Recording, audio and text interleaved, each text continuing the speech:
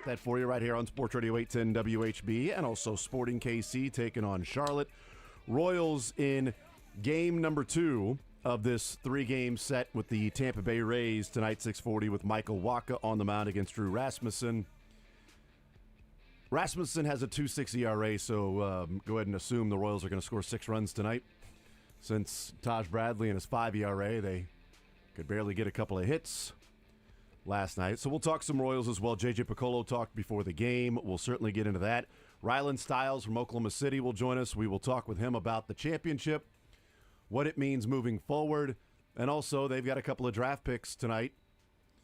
Pick number 15, pick number 24. Not really sure what they will do with those picks or if they even need multiple players since they have pretty much everybody under contract. No cap space, no real spot for 2 rookies. So what does Oklahoma City do tonight? Cooper Flagg's going to go number 1. We know that. Harper number 2. And then the 76ers start the draft. What do they do at number 3? Do they pick? Oh, they'll get it wrong. They'll get a guy who can't shoot, or he'll go to Philly and forget how to shoot. It feels like it's Edgecombe, but who knows? It could be Ace Bailey, even though he canceled the workout last week. They'll do something dumb by taking Ace Bailey. Ace Bailey will be like, I don't want to play here. And then he'll hold out or something, and the Sixers will get it wrong yet again. Yeah. This is how it goes down, I get it. Jason. I get it. Or they trade Paul George tonight. Please. Or they do that. Who knows? Please. Trade Paul George, take somebody at number 3. We'll find out. But the draft, essentially, most of the expectations are that the draft starts at number 3 tonight with the 76ers. What are they going to do? Are they going to trade? Are they going to take the asset of the number 3 pick, trade Paul George, maybe trade back as well, get more assets, trust the process, gathering a lot of assets so that you can use them to get more and more sort of the quantity. So hopefully that quantity could turn into quality. It would be something new for Philly to try. Yeah, or maybe you draft a great 3-and-D guy who played at Villanova, and Michael Bridges, whose mom worked for the 76ers in HR. Yeah. Great lady. She was awesome when I was there. And I didn't go to HR a lot, but she was just a very nice lady. That's a great point. Round I said, I'm like, no. To really know Mrs. Bridges. Got to really know her in the little bit of time I had.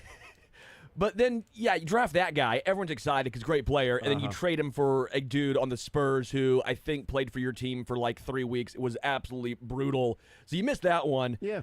Draft, Ben Simmons and Markelle Fultz and, Tobias Harris. Trade for that contract and Paul George and build around a guy who's a crumbling 7-footer. Anything I missed? Oh, yeah, you hit on Tyrese Maxey. Nailed it. Right? Nailed it. You didn't trade him for James Harden, so you got one thing right. There you go. So we'll see what happens tonight starting at number 3. Seems like the draft is going to start at number 3. Cooper Flagg will go number 1. So we'll talk a little bit about that coming up in the noon hour. Mick Schaefer joins us. We got some Rotten Tomatoes. We got a lot of stuff to get into today. 913-912-4810 is the text line to join us. Royals lose again last night at the hands of the Rays. Another frustrating game to watch. Frustrating from the standpoint that you just never felt like anything was going to get rolling for the Royals. Frustrating on Sunday because of the game that you had and you felt like that slipped away. This one felt more like Saturday's game of, you went out there, you didn't have it, the other pitcher did. You leave one out over the plate to Jansen, who gets a hold of it. Garcia can't make a play. He makes probably 99 times out of 100. Oh. That was an easy double play that ends up resulting in a run. You get a ground rule double instead of a double that hits the wall, and you score a run with Bobby up, and maybe it's a little bit different. I don't know. Could have put a big inning together. Who knows what happens? Maybe Bobby does the exact same thing, and the final is, a 3-run deficit instead of a 4. Who knows what takes place with that? But just felt like a frustrating night. And what I think the Royals are running into right now is these frustrating nights happening at home. And I know that, it doesn't matter if you win at home or on the road for making the playoffs. If you win, 70 games on the road and only 20 games at home, you're still a 90-win team. So really, does it matter? But it matters for fan enjoyment, going out there, watching the team, feeling like, you're not just going out there to enjoy a night at the ballpark with the family, because you can do that at any time, whether your team is winning or not. But the excitement of going out there and watching a team that can make the playoffs or competing for a playoff spot, a division, which really isn't happening right now and may not happen the rest of the season, being 11 and a half games out. But they are now 3.5 games out of the wild card spot. They are 3-15 in their last 18 games at home. And you would think like this is a team that was so good at home last year. Was that just randomness of baseball? Or the wins at home, wins on the road, losses at home, whatever, randomness of baseball? I have no idea. But being 3-15 in your last 18 games, especially with school out now, and more people maybe be willing to go on a weeknight since it's not a school night. Yeah.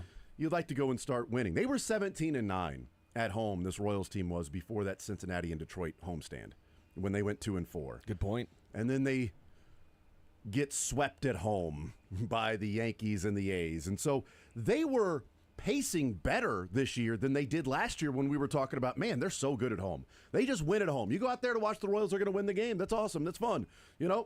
And then you'd have random fans would be like, yeah, they keep winning at home except when I'm out there. 5 straight losses when I've gone. Well, season ticket holders are Was that Curtis? I'm not sure. Was that last year? Curtis had one where it was bad. I think so. There's something like that took place. I remember my brother. He actually may have been the problem. My brother has split season tickets with a couple of friends, and I think a couple of years ago, it just randomly, because they do a draft lottery. Sure. And then they pick their games. That's great. With theirs, which is awesome. And he was like, dude, it's been like 4 games in a row Jordan Lyles has started. God, that sucks. That's just a rough pick that just happens to randomly fall on that. I get Jordan Lyles again. Oh, great. We got the Dodgers game. Honey, it's great. Oh, it's Jordan Lyles. Another night with Jordan Lyles man. pitching. That's fun. But now is the time where you're like, man, I've gone out there. The team's lost 5 in a row. Well, yeah, because it's not just you, though. It's what's going on with this team in general. And last night was sort of just another brick in the wall for this team, just a continual what we've seen. And I think we're getting – let me ask the question this way to you guys. At what point, the great Bill Parcells line, your record – you are what your record says you are, right? I'm not talking about the record of this Royals team being 38-41. What I'm talking about is the deficiency of this team that we've been wondering when it would turn around.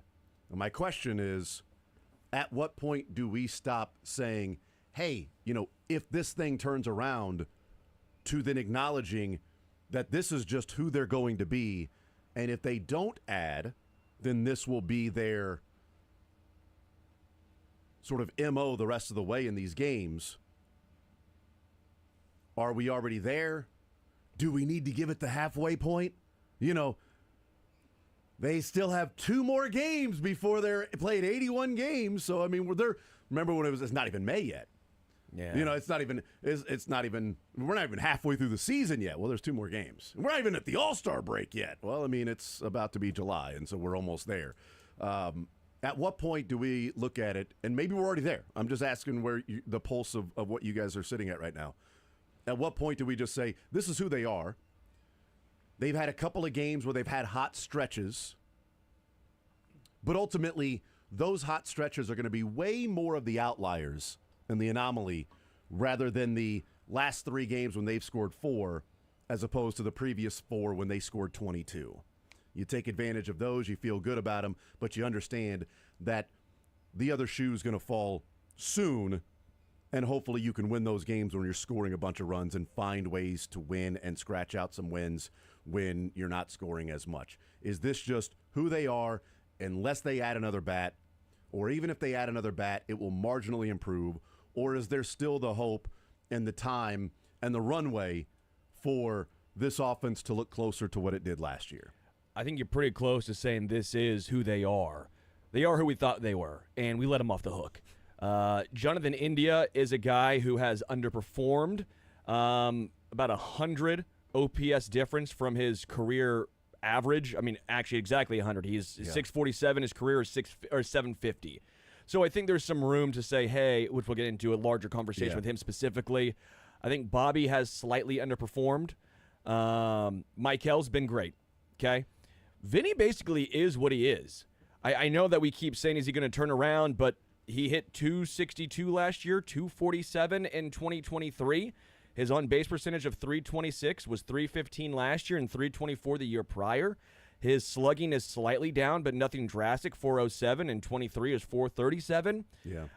This is more in line with what Vinny is. He's a slightly above league average hitter. We keep expecting him to go back to when he was hitting, was it 300, that his first real full season? He had this hot stretch of when he was just crazy. I mean, he was batting, like 380 and getting on base at 450 and things like that. That's not to be expected on a given basis. He raises average from like 200 to 282 in that stretch. But career averages tell you this more or less is who Vinny is. Yeah. His season average. Drew Waters, I think, is who he is, which is a role player. Kyle Isbell is back down. He was at 285, I think, was the high water mark for him this year. Down to 245, on base of 264, slugging 359. For all the Kyle Isbell, he's been great. He's now been a major issue. Cags, I don't know. I'm not going to throw his name in there. John Rave, don't really know. But as far as what we've seen, he looks more or less like a quad A. No. Drew Waters has been a much better version of John Rave so far. But sort of the 4A player. Correct. Different versions of 4A players. Correct. Not the issue, but not going to be a guy that you can't have three of those guys in your lineup. You can't have Waters, Rave, and Isbell in your lineup. Yeah. You can have one of those guys, maybe two. You ain't having three with Mark Canha and Nick Lofton. It ain't going to work. And then Salvador Perez has been the question of, is this who he is? Which after last night, the frustrations of seeing the pitches he continuously swings at, the answer's looking more and more like yes. Yeah, this is not a good offense. I mean, there's nothing really that jumps out at you outside of kind of India. And then Salvador Perez, there hasn't been a case of, wow, this is so far off of what their career norms are. No, this is who Vinny is. No, this is who Bobby Witt Jr., slight, step back. They need guys. Not just one, probably two. Yeah, I mean, if this is the roster they roll with in the second half, we can probably imagine that we're going to see more of the same of, they might rattle off 4, 5 in a row, play good offensively, and there's going to be stretches where they go winless on a homestand, or they score only 5 runs in 6 games. It's just what this offense is constructed like. I mean, Jonathan India has underperformed this year. Kyle Isbell, once again, is a below-average hitter. Drew Waters is a below-average hitter. Even some of your bench guys, Canha, Fermin, they statistically are below-average hitters, and Nick Lofton, John Rave. So you're putting a lot of stress on the top guys, and last year, a big part of the offense's success was Bobby Witt Jr. leading the league in hitting. You had Salvador Perez turning back the clock and having 27 home runs and 100-plus RBIs. Vinny Pasquantino was pacing for that as well to go over 100 RBIs. But everybody else in the lineup was able to take a step back because those top 3 guys were driving in all the runs. Now this year, you've gotten a much better version of Maikel Garcia. Vinny's been fine this year. Salvi's taken a tremendous step back, even though he's been better over his last 15 games or so. But Bobby going from probably at this point last year, he was hitting 340 or something like that to 280. I mean, you're just going to have so many nights like last night. And I do wonder, if they can get in one of those hot stretches before the deadline, if you are able to roll the dice and say, let's replace 2 outfielders right now, because it's the only way this team can get over the hump. They can't have 4 or 5 guys in the lineup with, OPS pluses below the league average by 30 to 40 points. I mean, that's just not going to be able to get it done. Do you know how many Royals have an OPS plus of 90 plus? I wouldn't even say league average, which is 100, by the way. 100 is league average. 90 plus. I'm going to say 2. 3. Oh. Vinny at 105. Bobby at 131. Yeah. Mikel at 139. Mikel, jeez. You know who's number 4? Yeah. It's so crazy because I'm like, well, Vinny, the way he's moved up, and Bobby's But he's basically league average. Yeah, but, right. Vinny's been league average. But Mikel's the obvious one. Bobby and Mikel. Yeah. The next closest is Salvi at 86. So they have got 4 86 or higher. I mean, that's 14. Your fourth best hitter is 14% below league average. Yeah. It's just not going to work. Kyle Isabel, 76. Drew Waters, 81. Jonathan India, 82. Freddie Fermin, 81. Mark Canha, 63. Jack Caglione, 62. Too small of a sample size. It's just, this is unsustainable. You can't have 3 guys. So let's hear J.J. Piccolo yesterday before the game, and he talked a lot about what the next month will be, where they're at, how they will approach this, and this trade season, and what the status is of this team. So here's J.J. Piccolo talking about that. We're always going to be thinking about it because we want to improve our team any way we can. Whether it ends up being, that we're in a position that we're in it or a position we're not, you're always trying to improve your team. But I think just the way the league is set up, I think we're going to be very similar to a lot of teams, and we're just going to read the room as we go. We're optimistic that we're going to be in this thing, and we're in it right now. And if you look at our schedule, in August we play a lot of divisional teams, 2 of which are fighting for wild cards. Detroit's clearly got a leg up on everybody, but the schedule after the deadline is pretty important. So I don't think anything's going to be dead come July 31st. I mean, there's still a lot of games after July 31st. So we're just going to make the best decision we can throughout the month of July to decide which way we go. Within striking distance is pretty vague of where do you need to be? Do you have a number? And there's no way like you can really put a number on it at this point to say, do you have to be within 5 games of the wild card? Oh, you're 5.5 games out. Well, now you have to sell. Do you have to be within, 4 games of the wild card and you're exactly 4? Well, now you got to buy, So you can't really put a number on some of those things. And so it's what I expected J.J. Piccolo to say. But what stood out to me in that one was him talking about the August schedule. So that even tells me a little bit that even if there's a feeling that, it might be tough at this point, late July, he's kind of planning on what takes place in August, which tells me they're going to be way more closer. And I think this is certainly the case because we've talked about this before. I think they're going to be way closer to being buyers, even if we don't feel like they should be, because he's already saying, look at the August schedule. I mean, there's a lot of divisional opponents. So, parentheses, my, thoughts added in here. If we add here or there, we can really make a run in August. End my thoughts back to J.J. Piccolo and him saying, going to make the decision, or best decision that you can make throughout the month of July to decide, which way we can go. But 2 of the teams in your division are fighting for wild cards, and you have games against them, a lot of games in August. So how close do you have to be to them if you're saying these are direct head-to-head results that can help you get into a wild card spot? And within striking distance, quote-unquote, 500 seems to be the playoff record right now, is what J.J. Piccolo said. So they're 3 games below that. So are they within striking distance of 500? Yes. I don't think the last wild card spot's going to have 82 wins or 81 wins. I think it's going to be more than that. So I think the Royals are going to have to play at least 4 games over 500 the rest of the way for them to get to 82 wins. I think it might be 84 wins. So now you got to play 7 games over 500 the rest of the way. Can they do that? That's the real question.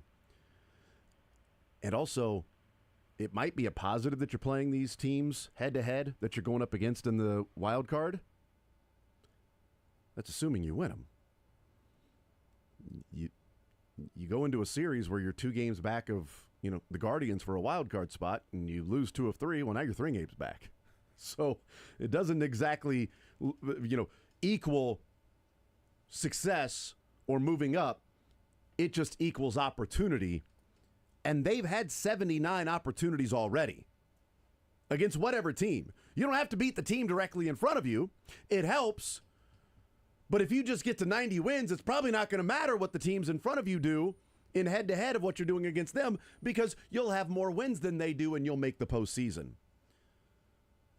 So I find that to be interesting, of talking specifically about the August schedule, because striking distance is a very vague term, and if he's already saying 500 seems to be the playoff record right now, then my God, how bad do they have to be in July for them not to be within striking distance of 500?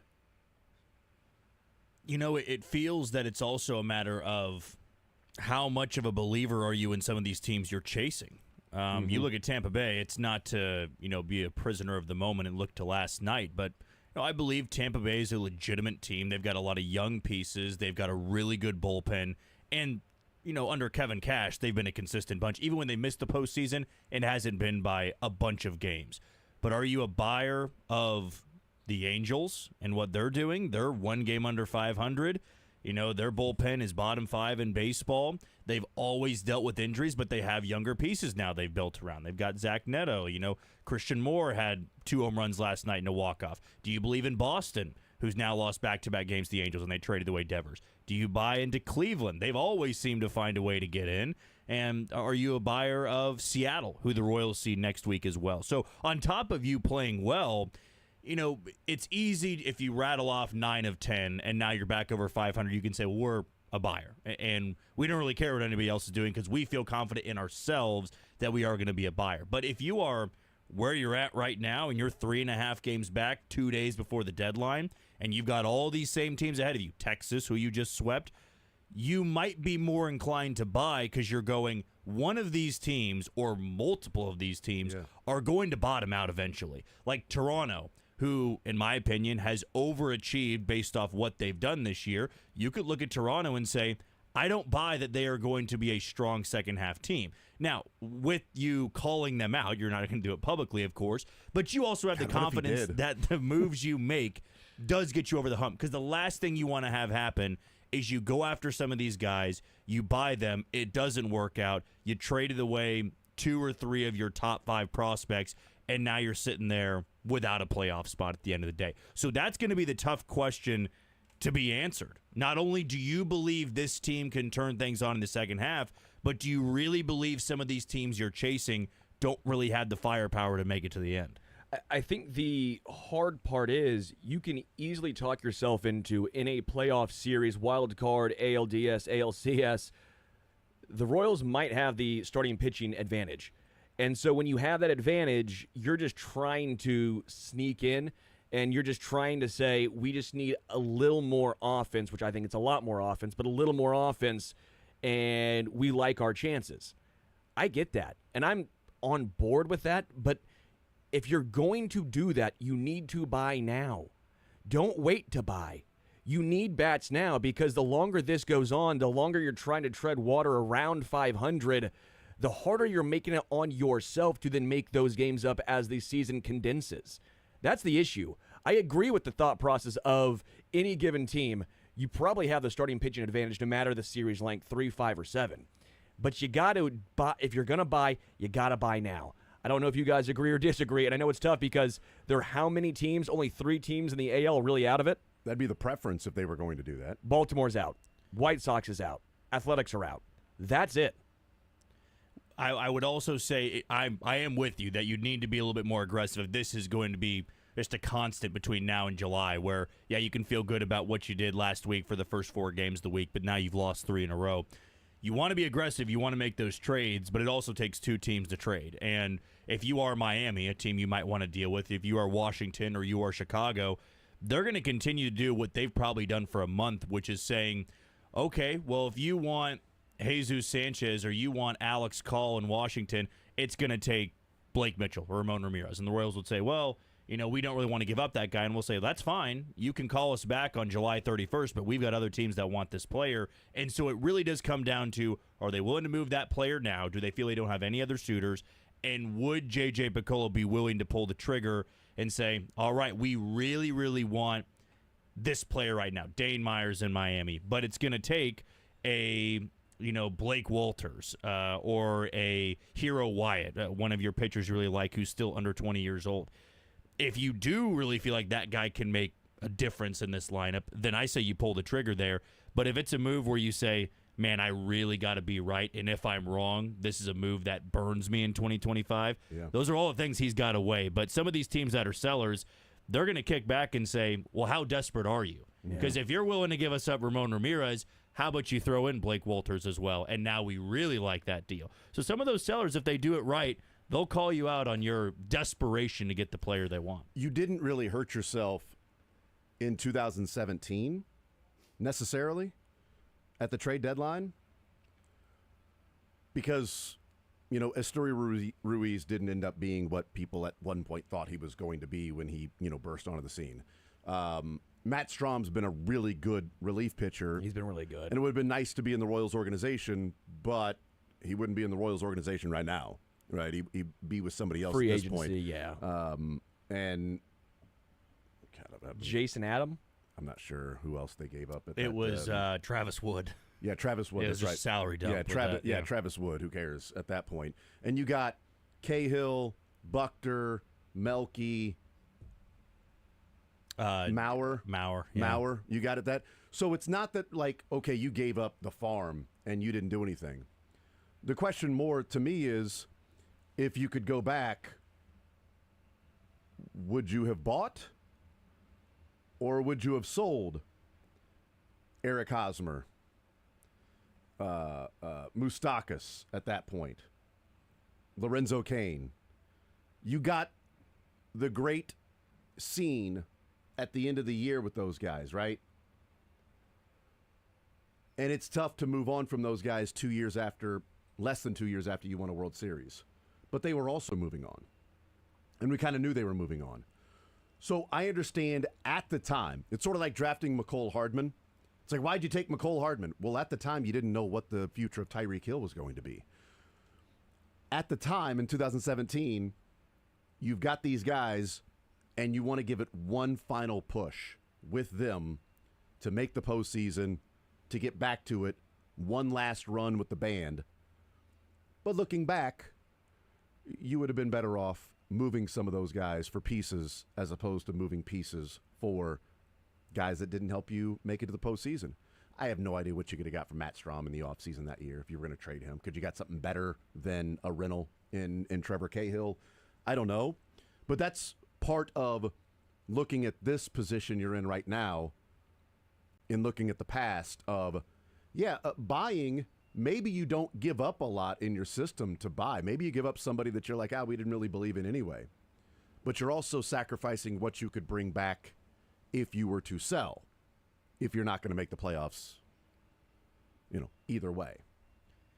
And back in 2017 as well, they were in a playoff spot. So if they would have sold, it would have been a riot here of, wow, you're really not going to give this group, all that they've done for the city, you're not going to give them one more push. One more shot. It's hindsight 2020 when you make moves like this. And with this team, maybe there are a chunk of people out there that say, well, in the end, they're not going to get to the World Series anyway, so it really doesn't matter. You might as well look to next year.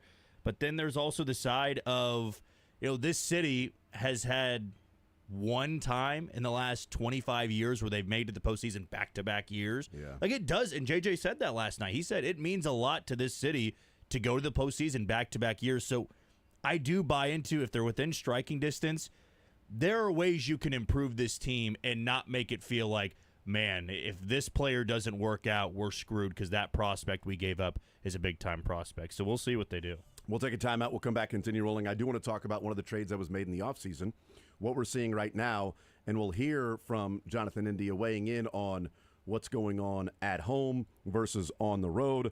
We'll continue rolling along here on Sports Radio 810 WHB on a Wednesday edition. We'll also get into some fan behavior. Shocker what fan base this happened with. More zone next.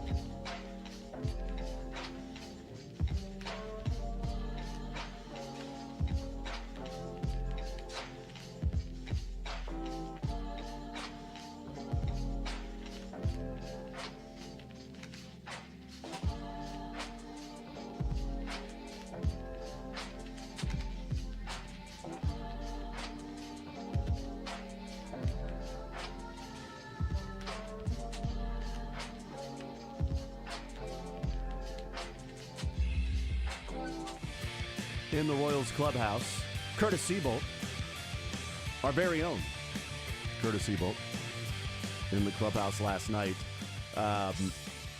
Royals continue their struggles. We'll get into the home road splits, but here's Jonathan India last night in the clubhouse talking about the offensive struggles for this team, the struggles at home, and what may be going on. Here's Jonathan India. I don't know. Maybe we're trying to do too much, trying to hit the ball too far. It's a big park. We're trying to produce probably overswing, hit homers, and this park's really not made for homers. We got to hit the ball and line. I'm doing it myself. I'm overswinging. It's just part of it. We got to figure it out. So that was quick to the point.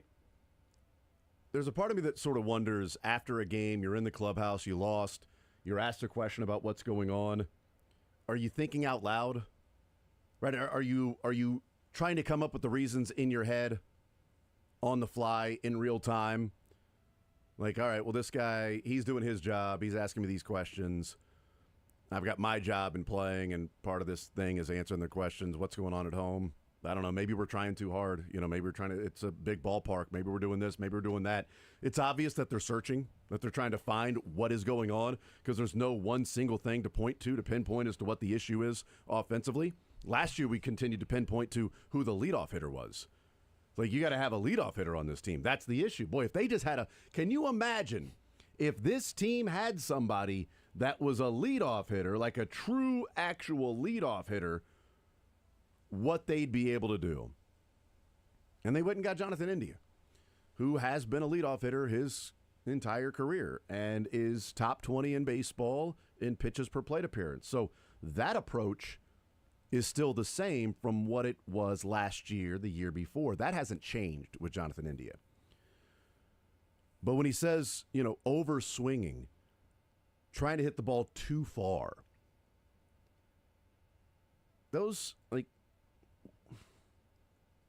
that's where you do wonder about hitting coach and things like that. Like the approach, the strategy, the game plan behind that. Look, he played in a smaller ballpark last year. We know that, in Cincinnati. And he's in a bigger ballpark now. But if we look at his home and road splits from a year ago to this year, yeah, it is substantially different. So in 2024, he OPS'd at home at 850. He's OPSing at Kauffman this year at 626. It's 225 points lower than what he did a year ago at Great America Ballpark. Now we know that, Great America Ballpark, it's a quote-unquote hitters-friendly ballpark. Well, he had 11 home runs there. It's not like he hit 25 home runs at home. But it was, the on-base percentage, he was getting on base at 375 at home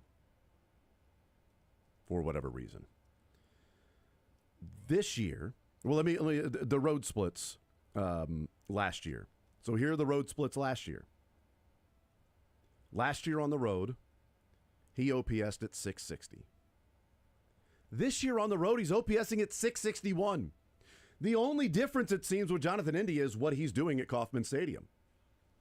Because his OPS is damn near identical on the road last year versus this year. It's at home. So maybe that is the part of it. Maybe that is in his mind. Maybe how far the fences are in this park is the issue. But he's not a home run hitter. Yes. That's what makes no sense to me, is he should be a guy that's line drive, gap to gap, hitting the ball hard, not overswinging, not swinging and spinning if you miss it.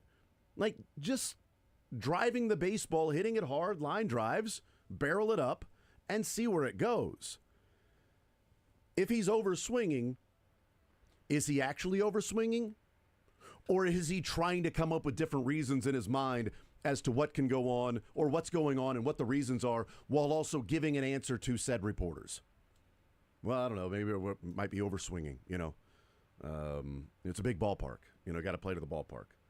Well, yeah, you played 38 games in this ballpark. I mean, it ain't your first time playing in the ballpark. And maybe the Royals should have had an expectation of this.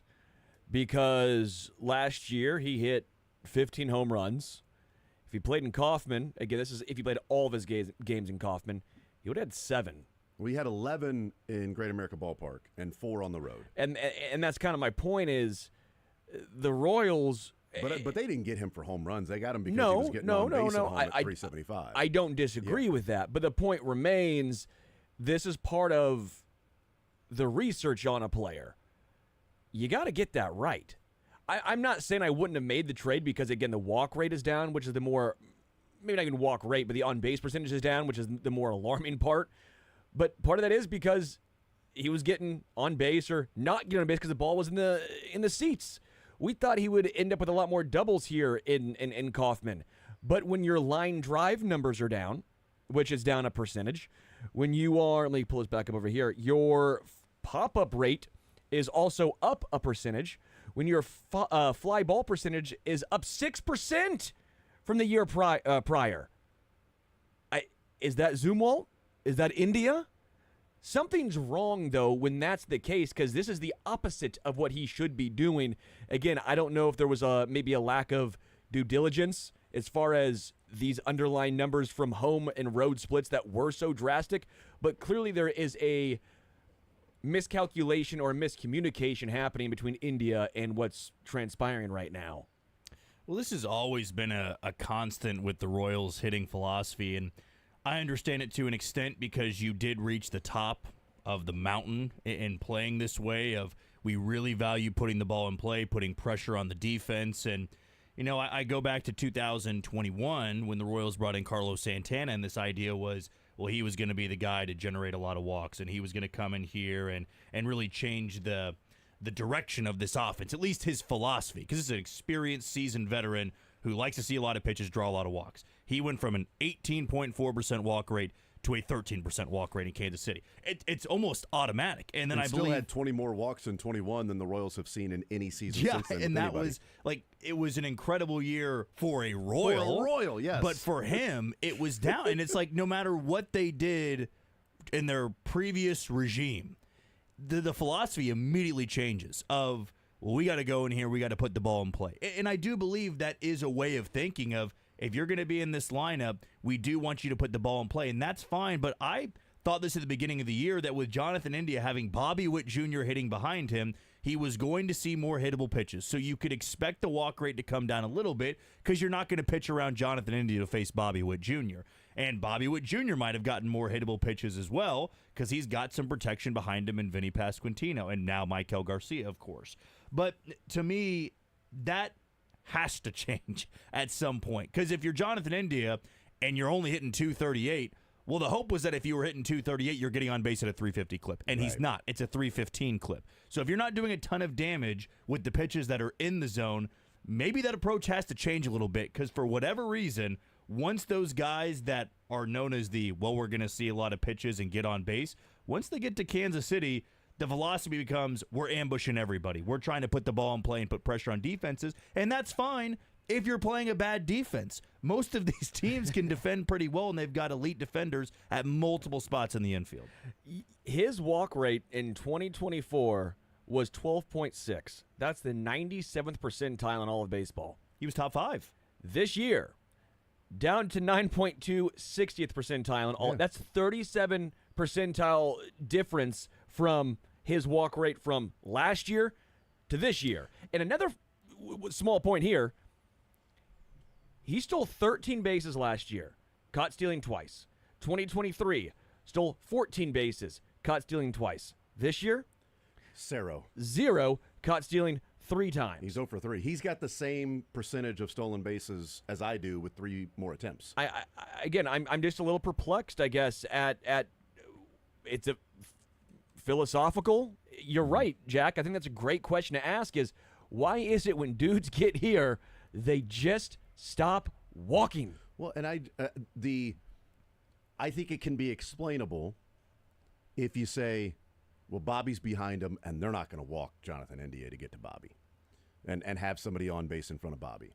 Okay, that's fine. So that means you're going to get more hittable pitches. So why isn't your batting average better? Yes. Why aren't you driving the ball and squaring up the ball more? Why aren't there more line drives? what sticks out to me is when we talk about this cavernous ballpark that the Royals play in, like, there's so much space in the outfield to cover. He's got 8 doubles on the road, and he's got 5 doubles at home. So if it's such a big ballpark and you're not hitting as many home runs, wouldn't you think your doubles would increase? Wouldn't you think that you're going to find grass out there somewhere? He's got 6 extra base hits at home right now. In 140 plate appearances, he's got 6 extra base hits this year. He's got 11 on the road.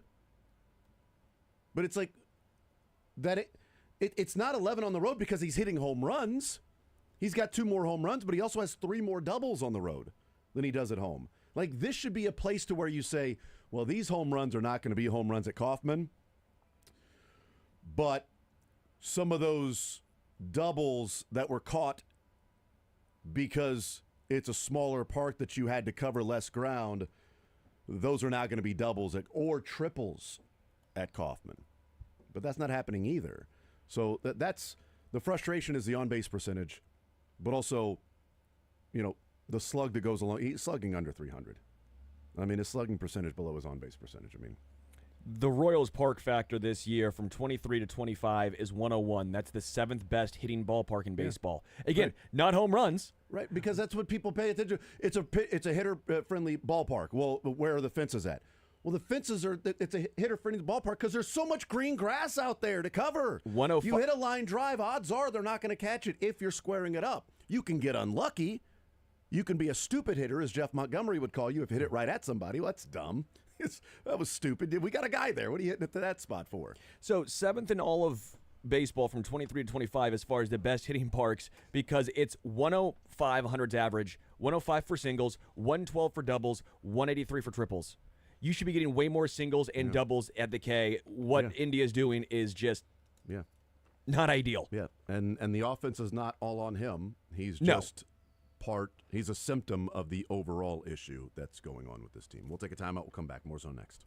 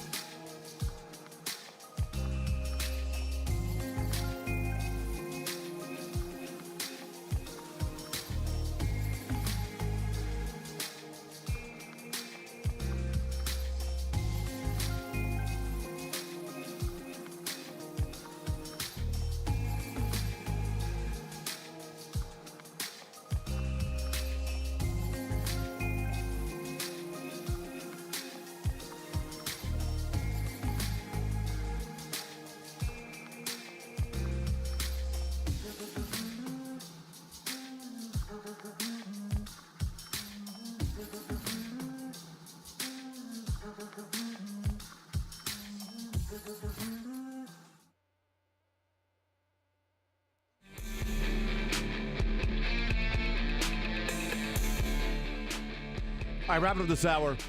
We'll continue talking a little bit of baseball. We'll talk some NFL football as well. Tom Brady had some interesting thoughts while sitting in a cold tub with Kevin Hart, so we'll hear that. Rylan Stiles, we'll talk with him from Oklahoma City. NBA champion, the Thunder, and they've got 2 draft picks tonight in the NBA draft. Cooper Flagg going number 1, Dylan Harper number 2, and then the 76ers will start the draft at number 3. And then the Nets pick like 8 times. That's right. And we'll see who have they like take. 4 picks in the first round. And now with Phoenix, trading into at number 10, the league's like trying to, well, who are they getting? Who are they going after? Like, who's the player that they're going after at number 10? Because if you're 11, 12, 13, or 14 and you wanted that player, now you got to get up to 9. So a little more intrigue to the draft coming up tonight.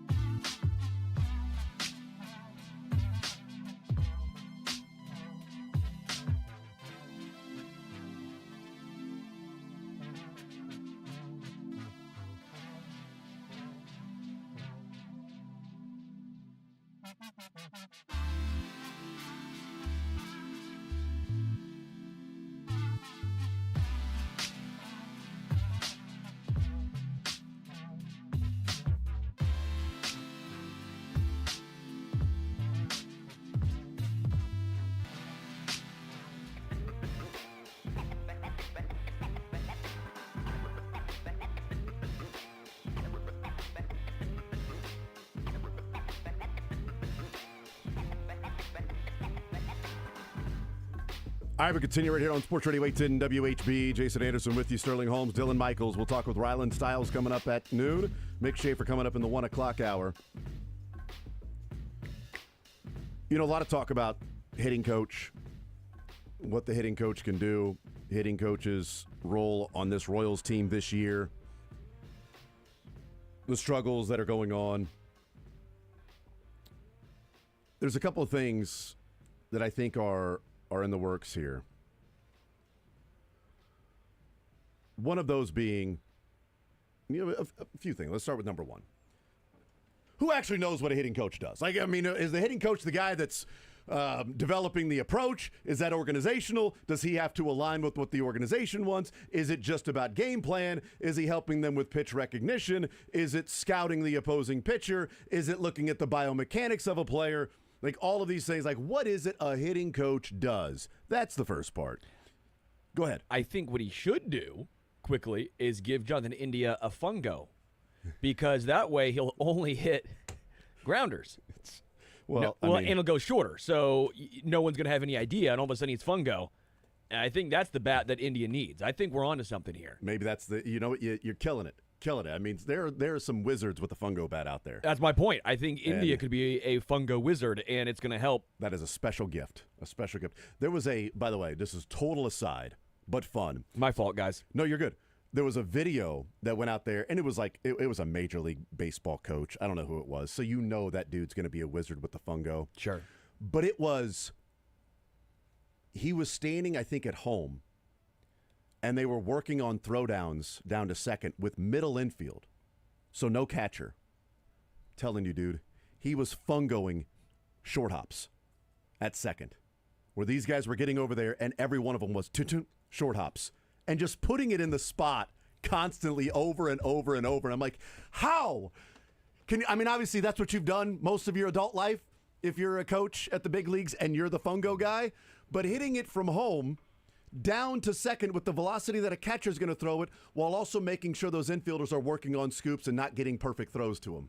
It's just stupid. Like, some people. If you can hit pop-ups to your catcher with a fungo bat, you are telling you. Legendary. I'm telling you, our coach is really good with the fungo bat, with the 9U team. I've always said that if you are going up against a team and they're doing infield, and they've got a catcher there, and the last thing that guy does is hit a straight pop up to the catcher, you're screwed. Yeah. That team is good, because if they got that coach up there, then they've got a lot of things taken care of. So sorry, that's my fault. But no, you're good. I'll just go ahead and say, again, if I were Zumwalt, I'm giving Jonathan India a fungo bat. Love it. And I think that's going to be very successful for his game. Love it. But a couple of things when we talk about specifically Alex Zumwalt. We have to acknowledge what Michael Garcia did in the offseason and how different he is this year while spending the offseason working with Alex Zumwalt. We also have to acknowledge that Bobby Witt Jr. and what he was doing, and let's just say, quote unquote, struggling. For Bobby Witt Jr.'s expectations, he was struggling. Well, Bobby Witt got hot. And, we can go back to the St. Louis series. We can go back and talk about Jack Caglione joining the team, and maybe that's what drove Bobby to be, this, you get back into Bobby's, method. But this comes from Ken Rosenthal at The Athletic. And it's about, what I'm hearing, what's going on around it, but it talks about the Devers trade and everything. It says, why the Royals are reluctant to move a starter. So Kansas City Royals shortstop Bobby Jr. last season finished an OPS, blah, blah, blah. Different story this season. Witt entered Thursday with an OPS plus of a mere 28% above league average. Still good, but not great. And one reason the Royals ranked 29th in runs per game, blah, blah, blah. He talks about not wanting to trade a starting pitcher because the depth is not there the way that it was earlier. But here's the nugget that comes from this that I think if we're talking about Zumwalt, there are some things to look at the totality of what he does. Ken Rosenthal writes here, the good news is that Witt recently found something in his work with the team's hitting coaches and biomechanical experts. He made an adjustment that put him in better position to hit And in the past 4 games, 7 for 15 with a home run, 3 doubles. And so, according to Ken Rosenthal, Bobby Witt, not living up to his own expectations of how good he thinks he should be, which, let's be honest, he probably thinks he should be 4 for 4 every day. I mean, seriously, Bobby Witt probably thinks in his mind I should be batting 1,000. Every at-bat that I don't come through, there's something that happened in that at-bat that I could have done better. And while that thought process may be debilitating, so maybe that isn't the thought process, it could also be the thought process that makes you an MVP candidate. You don't just go, I struck out, tip of the cap, I'll get him next time. Could be, what happened on that one? Why did that pitch move that way? Why did I not know that pitch was going to move that way? This was the thought I had in my head. Ooh, he got me on that one. What was I thinking? What did he do? Why didn't I see that? Was the swing there? I mean, Vinny is as cerebral as it gets with the swing. And maybe, you can say he's overthinking. Who knows? Just Les Norman's talked about it. Be caveman dumb. Just go up there, see ball, hit ball. When the most important thing about the at-bat, the most important thing about your swing is hitting the ball. It's the ball. It's like, oh, you got this, you got that. It's like, well, what's the most important thing? The baseball. Because sometimes you do have to go up there and just go, you know what? Don't worry about anything you're doing. Just swing and try to hit the baseball. Just swing at the baseball and see what happens. Because you're thinking, okay, I've got to get my foot down, fire the hip. All right, I got to be connected. I got to come through. I got to have, the palm up. I got to have the power V. I got to have all the. Well, and you're missing the baseball along the way. Well, I got to make sure my head stays still. I got to be on. I got to balance stride. I got to be, head, shoulder, hip, knee. I got all these things. I got to have this straight leg up front to, I got to have all these. Yeah, but then you miss the baseball. I always go back to Jason Kendall. I thought you were going to say Jason Meat. No, Jason Kendall. So close. If you, folks remember him, catcher, also with Royals, but Pittsburgh, and was around a long, long time. I forget who he was with, but he wrote a book and he was telling a story about how he was going through a brutal slump, just a brutal slump, and his coach said, "Hey, Jason, take the night off. You're going to have the day off tomorrow. Go out. Drink some beers, like just basically try and take yourself away from this right now because this is maybe the worst slump of your career right now. Just try and relax and get away for a day." So he went out that night. He got hammered. They had a day game the next day. I think like in warm-ups, their other catcher got hurt or something along those lines. Well, and all of a sudden now he had a catch. And he goes, I am still probably drunk. I am struggling right now. I just love that. By the way, can you just mark that and totally take that out of context with him saying, I am still probably drunk? I couldn't care less about the team struggling. Yeah! And so he told the story of, he goes, all right. And I think he went like 3 for 4 or like 4 for 4, and that got him out of a slump. And the reason why I'm telling that story, because one, I think it's a good story. Two, it's fun. It's because it shows sometimes you are overthinking. Sometimes you're doing way too much of the play. I'm not saying go out and get drunk the night before and try and play. India, get toasted now. Get drunk now. Okay? You've got guys throwing no-hitters on acid. Try something, man. But I do think there is something to sometimes you got to stop overthinking. And that was, I thought, a great example of, again, not saying I condone that necessarily, but again, it worked for him. Sometimes you just have to take yourself away from the situation, the overthinking, even the analytics, and just say, I am going to play baseball. I am not going to think. I will hit. Now, let me give you the devil's advocate flip side of that is, if this is what took place with Bobby, and going back and working with the hitting coaches and the biomechanics of seeing what's going on with his swing, because sometimes it can be a half inch or an inch off with where his hip is to being able to get around on a baseball and square it up. Sure. So if you have maybe the overlays of his, swing from last year to this year, and it's like, oh, wait, why is this going on with this? Let's tweak this here and have this little fix. Well, according to Ken Rosenthal, since that happened, it's now 7 games that Bobby has played. He is batting .393. He is slugging .750. He's OPSing at 1.2. Small sample size, take a drink.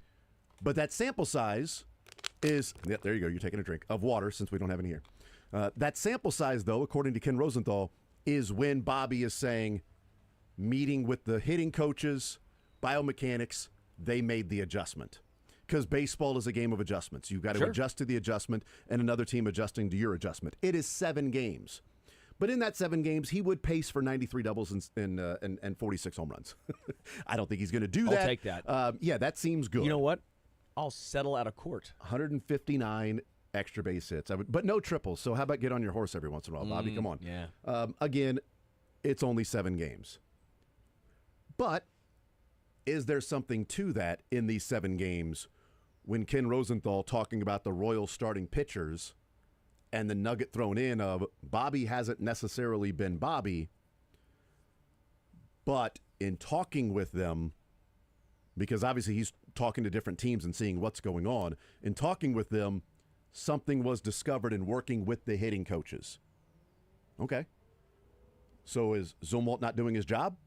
Or is he doing the job that the Royals front office and coaches want him specifically to do? Working with Garcia, working with Bobby. Did they make an adjustment with Vinny after his slow start to then when he got white hot? What's the adjustment that needs to be made with Jonathan India? Or is Zumwalt just, hey, this is what this pitcher throws, and we should take every first pitch, and then we should swing out of our shoes after that. We should swing. But see, that Swing. does tell me more of a philosophical idea of take the first pitch no matter what. That's the philosophical part, 100%. And I guess The maybe, Garcia and the Bobby Witt are specific mechanical things that Zumwalt has worked with them with and has made a tangible difference. Agreed, but also you're probably talking about the 2 most talented hitters. Good call. Bobby Witt Jr. for sure, and Michael, you can say as you... He's had the hit tool, though. He's had the hit tool, and I know last year was a down year, but... And his bat stays in the strike zone for roughly 45 seconds, I think. But it's almost like... So, I mean... Bobby Witt, I'm not trying to... But for a Chief comparison, it'd be like Andy Heck saying, well, look what Creed Humphrey did. It's like, well... Yeah, because he came in as the best center in football. Well, he's got the dead ball snap now. Yeah, so Creed true. Humphrey is now not snapping the ball on the ground. Well, okay, well, he's also really talented center. So once he changed this grip, he stopped snapping the ball on the ground. Okay, well, he's really talented too. So it's a good point. And maybe that's what it is, because I'm not... It's great. I'm not trying to discredit it, and I've actually used Michael Garcia a lot as a reason to keep Alex Zumwalt. And this is not even like fire him completely, because I think he's a great front office guy. I think he should, I think he should stick in the Royals organization, even if this is not maybe the best role for him. But it's like you want to see it with the Loftons, the Raves, the Waters, the Isbels, and obviously the Indias, because India would be the Juwan Taylor situation, where it's like he came here and you thought the doubles and the singles are going to rise, and you're like, well, we haven't seen him get better. He's actually regressed. That's weird. And then it would be, I don't know, just a whole bunch, a plethora of guys on the back end where you're just like, they've not gotten better. We've not seen much growth from Vinny these. Vinny would be Trey Smith, an injury that dropped his draft status. And now he's sort of a mainstay and a guy that you just simply rely upon as being a solid player. Really hope Kingsley Sumati and Jack Caglione don't have any similarities there. Stop that. But, that is not the comparison, you jerk. But again, it's Xavier Worthy, the home run hitter. There we go. So can you elevate the middle of the pack guys? And we've not seen that with the hitters. We've not seen... And it's not, again... I think that's a good call, though. Yeah. If you say, well, Bobby is just... His nickname is they don't call him baseball for nothing, all right? Nickname Bobby Baseball. Now it's cool that, it's the B squared, the BB, Killer Bees, Bobby Baseball. And we know what his initials are. What are the initials? I'm not sure. Okay. So he, by maybe making that small little adjustment, is also incredibly talented and gifted. And his hands are so freaking fast, because we know he does that little hip thing as, sort of part of his timing. As the pitcher's in his windup or stretch, you see him slide that hip. That was an adjustment he made last year. Mm-hmm. And now apparently there's another adjustment to that. Well, that adjustment resulted in him damn near winning the MVP if it wasn't for Aaron Judge being in the greatest stretch of right-handed hitters we've ever seen in Major League Baseball. Agreed. Well, is this a 7-game hot stretch? Is this Bobby getting hot when he always gets hot? In his career, July, when the weather heats up, Bobby has heated up. Maybe that's the Texas in him. So is this just Bobby is heating up? Or is there something tangible there that they saw and found because the Royals haven't? And this is a front office thing too. Because we talked about one of the things that J.J. Piccolo did when he took over, revamped the minor leagues, had guys move in different positions, revamping, we know the pitching development part of it. Yeah. But also one of the things they invested in was the biomechanical part of it. How your pitches are connected with how your arm movement is. What is best for you in your swing and the muscles you need to work on that best produce whatever it's the line drive or the launch angle or squaring the baseball up. Those aspects that are way more in the mainstream now than they ever were, but the Royals were behind the 8 ball in that. And JJ invested in that. So could be a big part of why this is a team that's developing pitchers now, an organization. And also could be a reason why Bobby may turn into Bobby Witt now moving forward. Is the biomechanical part? Is it a combination? If Zumwalt wasn't there, would this still have happened? Was this prompted by Alex Zumwalt? Was this prompted by Bobby Witt? Like, those are details behind the scenes that, we really don't know. That, maybe there'll be questions or whatever to Bobby, maybe after a win or at a different time than a post-game press conference in the locker room or a clubhouse setting where maybe you can have more of a sit-down and a conversation of really going through, like, all right, what happened? What was the adjustment that you made? Maybe it's a nugget that we get from the broadcast or something like that, from Rex or Ryan or Jake or Denny. Either way, one of those to see what really took place here. We got the information on why Jack Caglione has his, index finger up on the bat rather than wrapped around the bat like we see hitters typically do. Yeah. And it's something that he started doing because he was rolling over and he wanted to keep that index finger on the bat to sort of remind him to keep that palm up through the zone to the pitcher. And that helped him do that. And now it's just something that he will continue to do. Maybe there's an adjustment a year from now where Jack Caglione switches. Yeah. And wraps the hand around the bat at that point. There's always adjustments that are going to be made. But it goes back to the original question, like, what is the hitting coach's job? Is it to develop the philosophy? Is it to game plan? Is it to find adjustments, work on swing? Is it everything there that goes along with that? And if it's a part of philosophy, is it the hitting coach's philosophy? Or is it the hitting coach comes into the organization's philosophy and then does what he can to help teach said philosophy? Because if the organization's philosophy, Sterling, is we're putting the ball in play, we're not walking, we're putting the ball in play. If there's a strike, we're swinging at strikes, we're putting the ball in play, we're not going to strike out, we're not going to walk, that's our philosophy. Well, then is that a Zumwalt thing that this philosophy and game plan and approach to the Royals continues to be the same thing over and over again?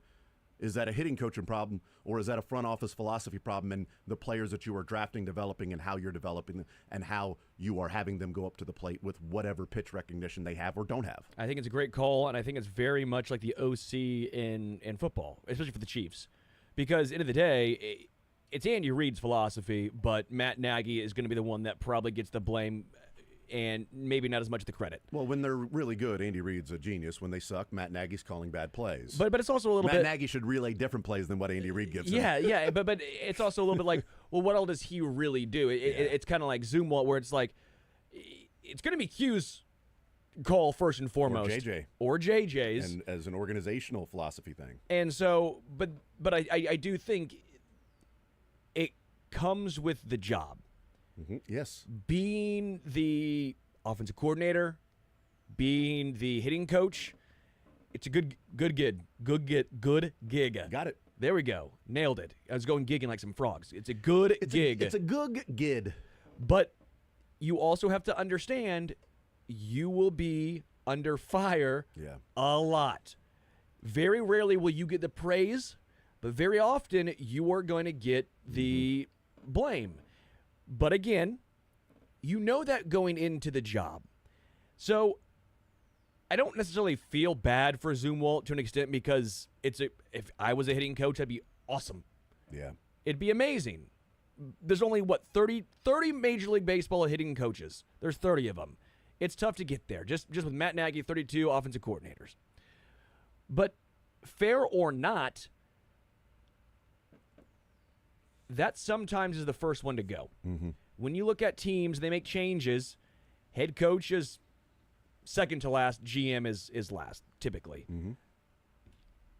Sometimes you just have to make a change, even if it's not that guy's fault. How many times have we been like, you know what? It wasn't really the OC's fault. It's the head coach, but you got to make the. You have to do something because the way, if you keep going this exact same way, sorry, his fault or not, something has to change.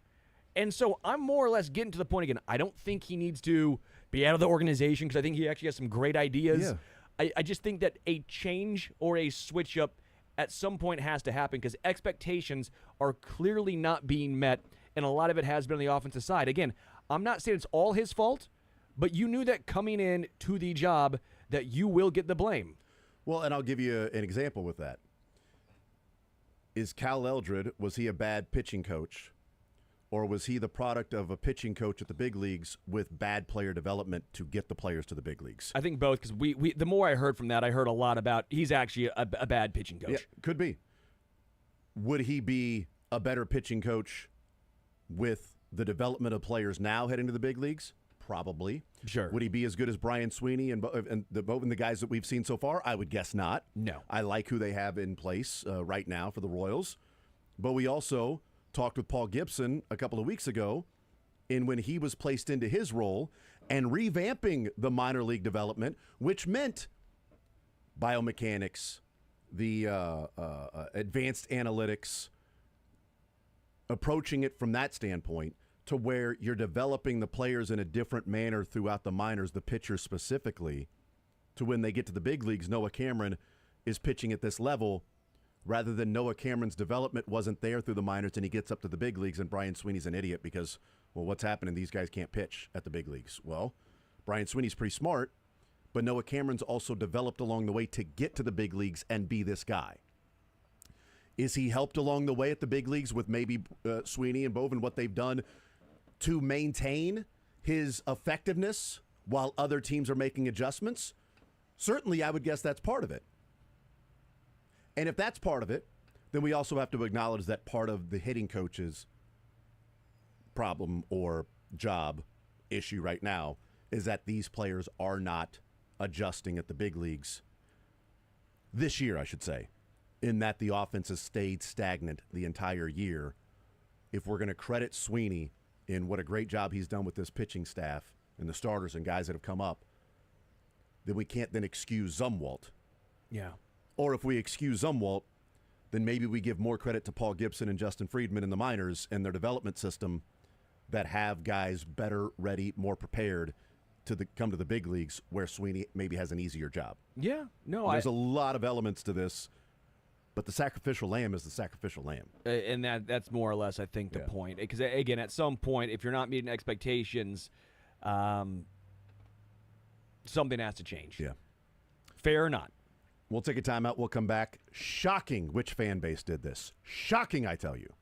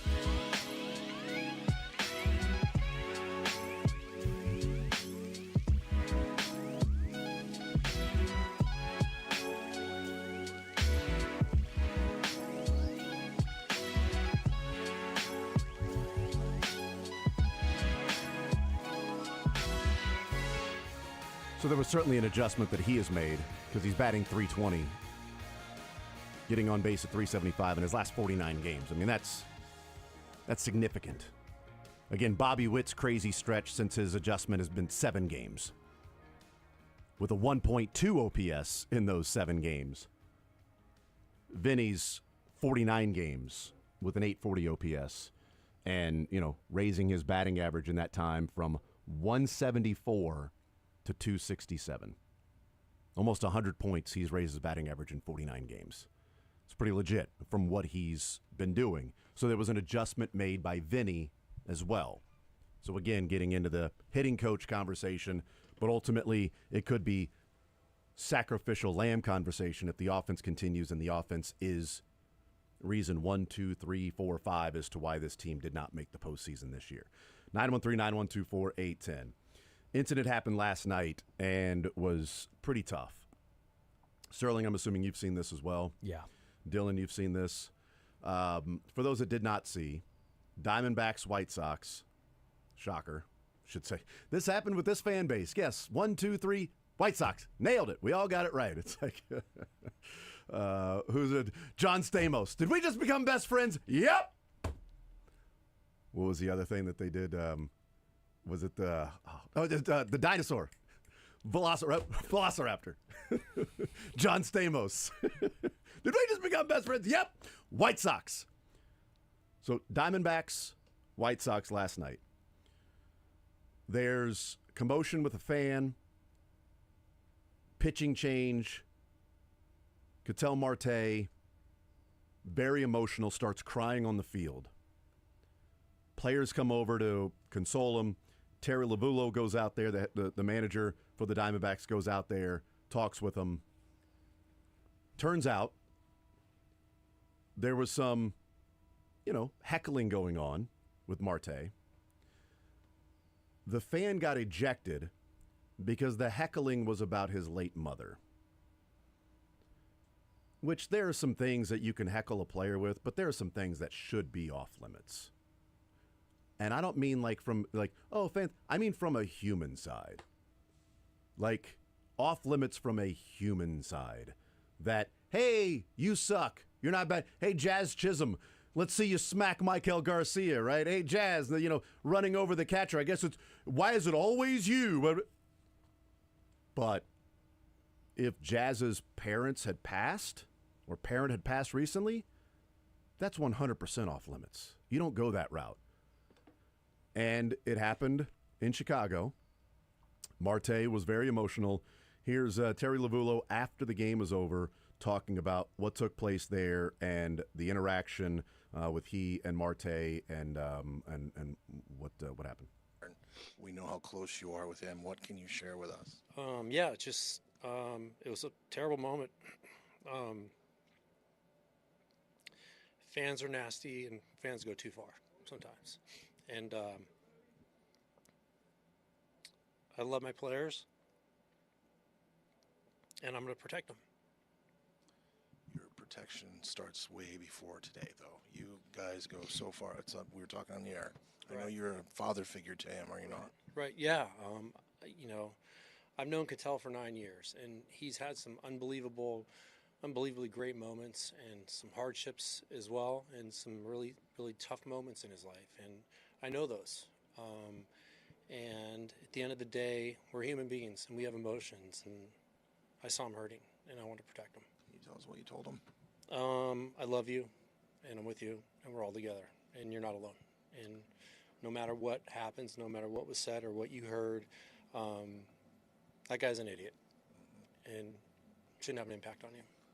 It just feels like in the last 48 hours, you guys as a group have pushed back to so much adversity. Yeah. And, oh, by the way, you walked away with 2 wins. But yeah, how proud are you of this group? Very. I've been saying that now for the past 10 days, right?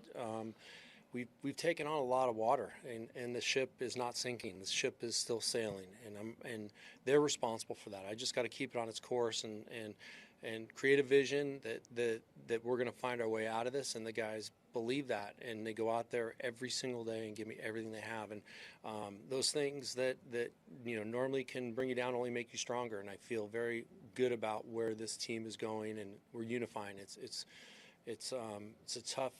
tough every single day to go out there and watch one of your team members go down.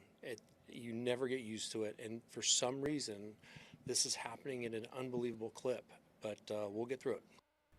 So there's a reason why we hear Diamondbacks players talk about, playing for Terry Lovullo. I mean, you can hear it right there. He comes out. He said that in another part in an interview that said he heard the comment as well and immediately looked at Marte and then saw Marte get emotional. So he heard whatever the comment was as well. Now, I will say the White Sox organization has come out this morning and said that fan that they ejected is banned from future games at White Sox games as well. Yeah. So this was not a he said, and Marte's like, oh, no, he said. This was many people around heard said commentary to Marte about his late mother. I believe the fan had already admitted it as well. He was like, yeah, sorry, I went too far. According to the document, it said he was he was remorseful, and he admitted to what he said. Yeah. Well, at least there's some sort of a conscious with him. Not saying I didn't do it, but right. It's some sort of a I feel bad about it, maybe in the moment, but still, I feel bad I got caught. Yeah, right. I mean, because had that not if the game went along, would he have felt bad about it later on? Maybe, I don't know, but he got caught. I don't give people credit for getting caught and then apologizing. Well, so, I'm because you said it. Yeah, and I'm sure before the guys with the White Sox probably came down to eject you. You were king bleep, you were the big dog. You're the one yelling and everything. And I'm sure your buddies were gassing you up, and then all of a sudden life smacks you in the face and you get ejected. Yeah. And also the reason why, good people typically don't do this is because we all know that life sucks for everyone at some point. So it's going to turn around quick for that gentleman, I imagine. It seems like that does happen, is that karma or whatever's out there will humble you. So. And Lovullo saying that, everybody knows, and shouldn't say everybody, but his comments were everybody knows Marte and knows that his mother was his world. So clearly it had an impact on him still to this day as he gets emotional last night. It goes along with Dennis Santana over the weekend, who for the Pirates was playing the Tigers in Detroit. And in the bullpen, the video was out there of him jumping up from the bullpen wall trying to smack a fan. And it was like, whoa, what in the hell is Dennis Santana saying? Well, we find out that that fan was saying some comments about his late father. Santana was on the bereavement list like a couple of weeks ago because his father passed. Other Pirates players in the bullpen also, said that this is what took place. That this wasn't well, that's what he said, and I was the only one that heard it. The odd part is that this Tigers, and in Detroit, the guy was wearing a Tigers hat and a Pirates jersey and was the one saying these things about Dennis Santana. He was suspended for 4 games. He appealed. Major League Baseball, then hearing the evidence, dropped his suspension for 2 games, specifically with the point of you took a swipe at a fan. No matter what he says, you still and he even said, I reacted that way, I deserve a suspension. And the Pirates organization said he deserves to be suspended in some way because of that. But not a typical 4 game, because here's the evidence of what happened and here's what drove him to that point. This is twice now in the last week that we've heard of an incident of a fan talking about a player's late mother or late parent that passed away. I can't imagine what drives a human being. I mean, it's celebrated at Duke that we've got these cheat sheets for the Cameron Crazies with all the personal information of these players, and they're such a great fan base. Yeah. It's like, you can take that a little too far sometimes, and you should get ejected and probably not allowed back in. Yeah. Like, there's something. I'm sure the Cameron Crazies aren't putting things like that on the sheet. I would hope not. I would hope not.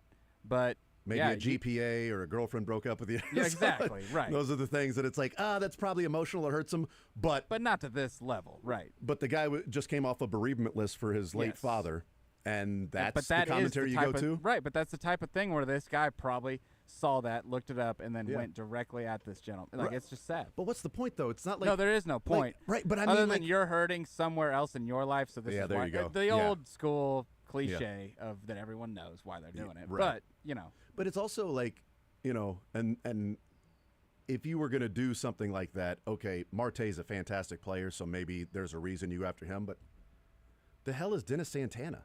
Like, how do you choose him as the guy just to be heckling, other than you are a total AH, and that's the guy that came off the bereavement list? Gambling. Well, it could be, Could be that. I mean, it could be gambling, too. Oh, I had this guy did have a Pirates jersey on and a Tigers hat, which was very weird. Right. You're at a Tigers home game with the Pirates. You're wearing a Pirates jersey and a Tigers hat, and you're the one that's saying the things about said player that you much typically about a root pitcher. for. Yeah. I would imagine that was a gambling issue. Like, he Could was be. upset that this guy Did Santana blow something came along in the and way? gave up 3 runs on a Paul Skeens start. Yeah. Well, or my bad. Who does he play for? He's Pirates. Yeah. Yeah, So he's Pirates. Could maybe have been the a Paul guy Skeens. had a Paul Skeens bet, and he came in and just gave up 3 straight runs. So. Yeah, could be. I don't know. I mean, typically you would see it with, like, stars, though. Like, I'm going to get in the head of this star because he's the one that can make a difference in this game. Not Dennis Santana to come in and pitch a couple innings in a 5-run deficit. Like, I'm all for some fun, friendly chirping. I do think that's enjoyable when you are watching dudes warm up in the bullpen and you can just razz them a little bit. Like, he's got small hands. Like just something silly that just really confuses. What? You've got small hands. What? Is that your go-to? Tampa Bay Rays fans have small hands. I don't know. It's your go-to? Like you're like, wait, what? And then they look their hand like, yeah, I like. It's good, clean family fun. There's a lawyer in Philadelphia that insult would work on, but not many others. Yeah, huh? Yeah. That's a good. It's always sunny pull right there. Yeah. Yes, I that's like right. that. That's a good pull. Good pull. But yeah, like Hey, Kevin Kelly, you got small hands, but what? Now I'm supposed to go out here and save this game? He just said I had small. Look, Skip, I can't do it. Is that your go-to? Is you got small hands? Just that's a good one. Is it? Yeah, I think it's a good one. So I don't know. I'm all for some friendly chirping, but I just don't like when it gets nasty or you start cussing at them or like. One, there's kids around. Yeah. Maybe I'm getting older, and so And Sterling's right. Like, those are the kind of fun-hearted jabs you throw at players that they'll ignore, and then that almost some people, Sterling will probably get ignored when he says that, and it's like, oh, I'm gonna move on, drink beer, and have fun with my buddies. Yeah. The other people see it as like a slight. These people tell Marte, I'm sure he was saying other things to him, and then he's like, well, he's not responding, so let me ramp it up. Well, I remember this actually when I was in high school, probably 17-ish. We went to a Chiefs game. I can't wait till I go to high school. What was it? Randy Bullock? Was that the kicker? Sounds familiar. For the Titans, I think. Fat Randy. Huh? See, there you go. Well, yeah, I know PHAT. I know, yeah, exactly. I know Sooner fans, so No. Oh yeah. he was the Oklahoma. No, kicker. it was Chiefs game against the 2015 Titans roster. I'm gonna look Is it at Randy Bullock? I thought it was Randy Bullock. Let's go with it. We'll go with Randy Bullock. We were just messing around because we were up close, and so we were able to have fun, and we were kind of razzing the kicker, and we weren't saying anything horrible. Like you make those jokes of like, hey Randy, just like like messing with him, and eventually he ended up making a kick. He came over, and we gave him a thumbs up, whatever it was, and then he ended up missing one, and we're getting at him again. He goes, Sorry, kids, don't have the leg strength I once used to have or something like that. I don't got it in me anymore. Like that's fun. When the players aren't mad about it and they can actually joke about, and give it back a little bit because you're not being rude. You're not being mean. They understand it. They understand the game. I don't know. I guess that's where I don't like when people are just mean for the sake of being mean. If you're going to do it, try and be funny. Try and be creative. But that's not creative. That's just heartbreaking.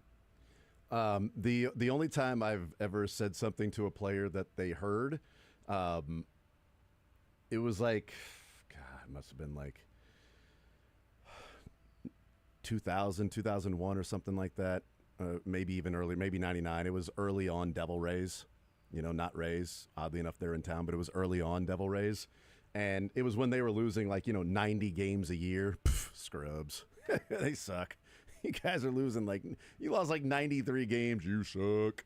And there was a Devil Ray that was walking in the outfield, and we were there early, me and a couple of buddies, and we were down the right field line, and he was walking by, and I said, do you lie to people and tell them you don't play baseball since you actually play for the Rays? That was it. And he looked over and smiled. That was the only thing. That was the only time I've ever got a reaction from a You'll hear players say, there's some clever fans in blank. They'll say, oh, it's there's the one time I've ever said something to a player that was like, you know what, I'm going to yell something to see if it, because there was nobody really around. It was early. It was like batting practice. Yes, you that's lie a clever, and tell hilarious people you line. Don't actually play baseball when they find out you play for the Devil Rays? There's a guy in Seattle at the Seahawks games that has a funny sign that cracks on McVay or whatever, and even the other coaches will go and say something to him. If you're clever and you're not hitting below the belt, yes, they'll acknowledge or maybe even give you a hat tip. Yeah, there's some things that you just don't do, and shocker that it was a White Sox fan. Yeah. Real surprise. So we ban him from the field. We got to ban him from the stands. That's right. Yeah, they can't run on the field. They tried to get banned from baseball last year with their record. So, and they bet on baseball. The Black Sox, they got banned. I mean, a lot of things getting banned here. Tough franchise. Yeah, and I have no idea what to think about the guy in Detroit. Is that a Pirates fan? Is it a Tigers fan? It happened in Detroit. I don't know. Is this guy a dual personality? Is he a bigger Pirates fan because he wore a jersey? But is he a real Tigers fan because the hat was on his head and closer to his, I don't know, brain? I would guess the jersey would be closer to his heart. I don't know.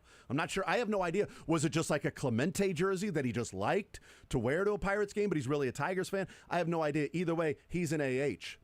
That's what I know he is. He's a fan of bad people, and he's a part of that group as well. We'll take a timeout. We'll come back, continue rolling more zone next.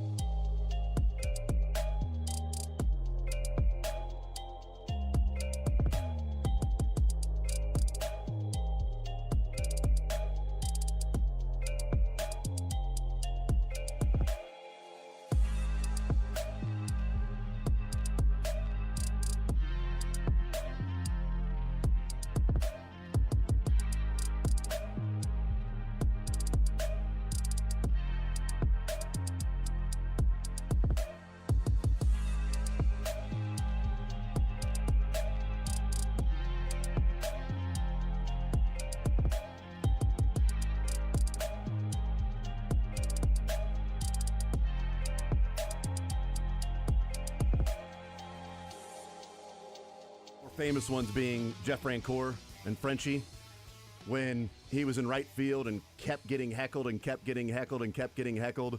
So he goes in to the clubhouse and gets a $100 bill, wraps it around a baseball, puts a rubber band around it. Next time he goes out to right field, he tosses the guy the ball and with a signed baseball. And the guy was like, all right, you're the man, dude. A fan for life now. Now you just made a fan for life, and it cost Jeff Rancour $100 and one of the coolest stories that's out there. But what it would also do is every single game from there on out, if I'm in right field, I am razzing the hell out of Jeff Rancour. I'm trying to get me $100. And I'll take a Frenchie signed baseball and $100. It's like feeding a stray cat. Oui, Like you want to do it, you feel awful, but it's, Dude, you start feeding one bird, then you might as well have a bird feeder because they're always there. They are there. You know what I mean?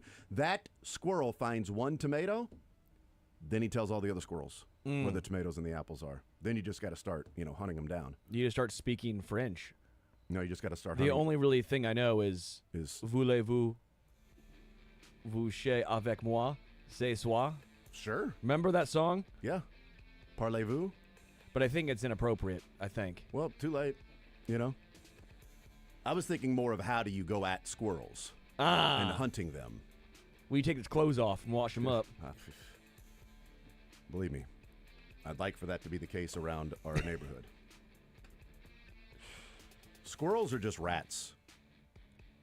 They're horrible people. Squirrels are rats with longer tails. Squirrels are horrible people. Look at a squirrel, take the tail off of it. That's a rat.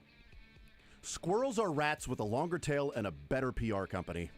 Yeah, they get great PR, and it's quite frankly, they're irritating. They steal my garden. I'm a man trying to live off the land. Yeah, right. Okay. Squirrels are the worst. What do they do? What animals do they save me from? None.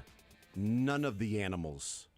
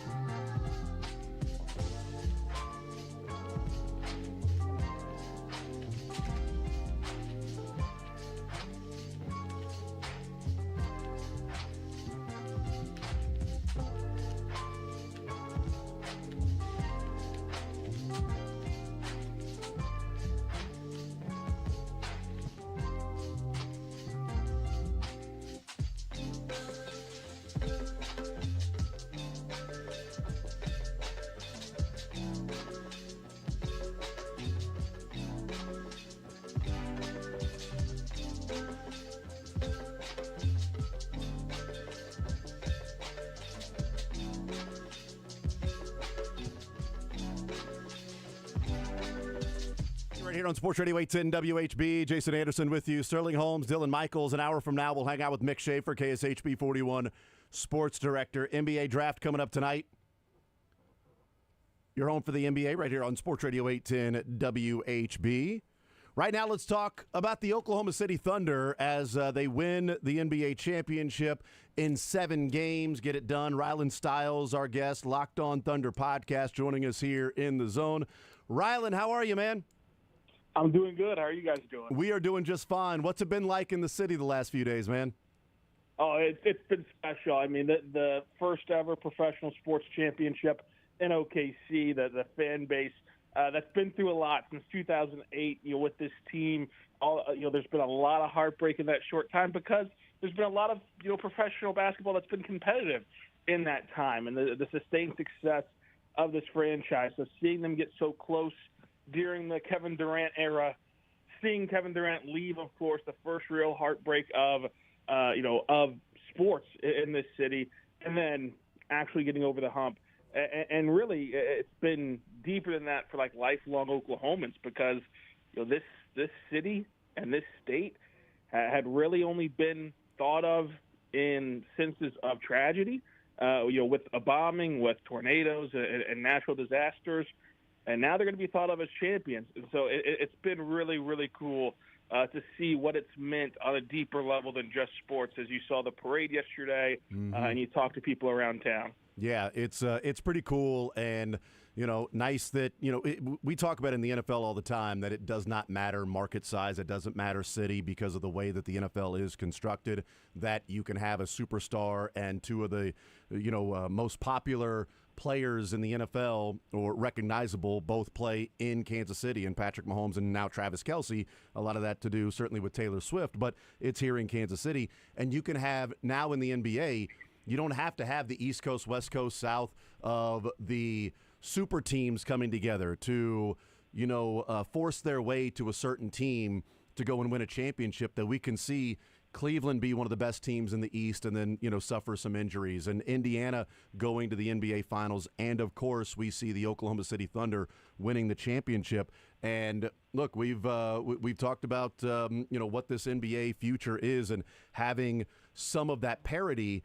And certainly that's what we're seeing. But now the question, Rylan, turns into, if we're seeing parity, are we going to see the parity around the NFL, but actually the Oklahoma City Thunder in building it in a way that there is sustainability for this team in OKC, that there might be parity in the NBA, but we might be seeing a mainstay in a team for the next 3 or 4 years that's going to be there in the West and maybe holding up another or maybe a couple more Larry O'Brien trophies.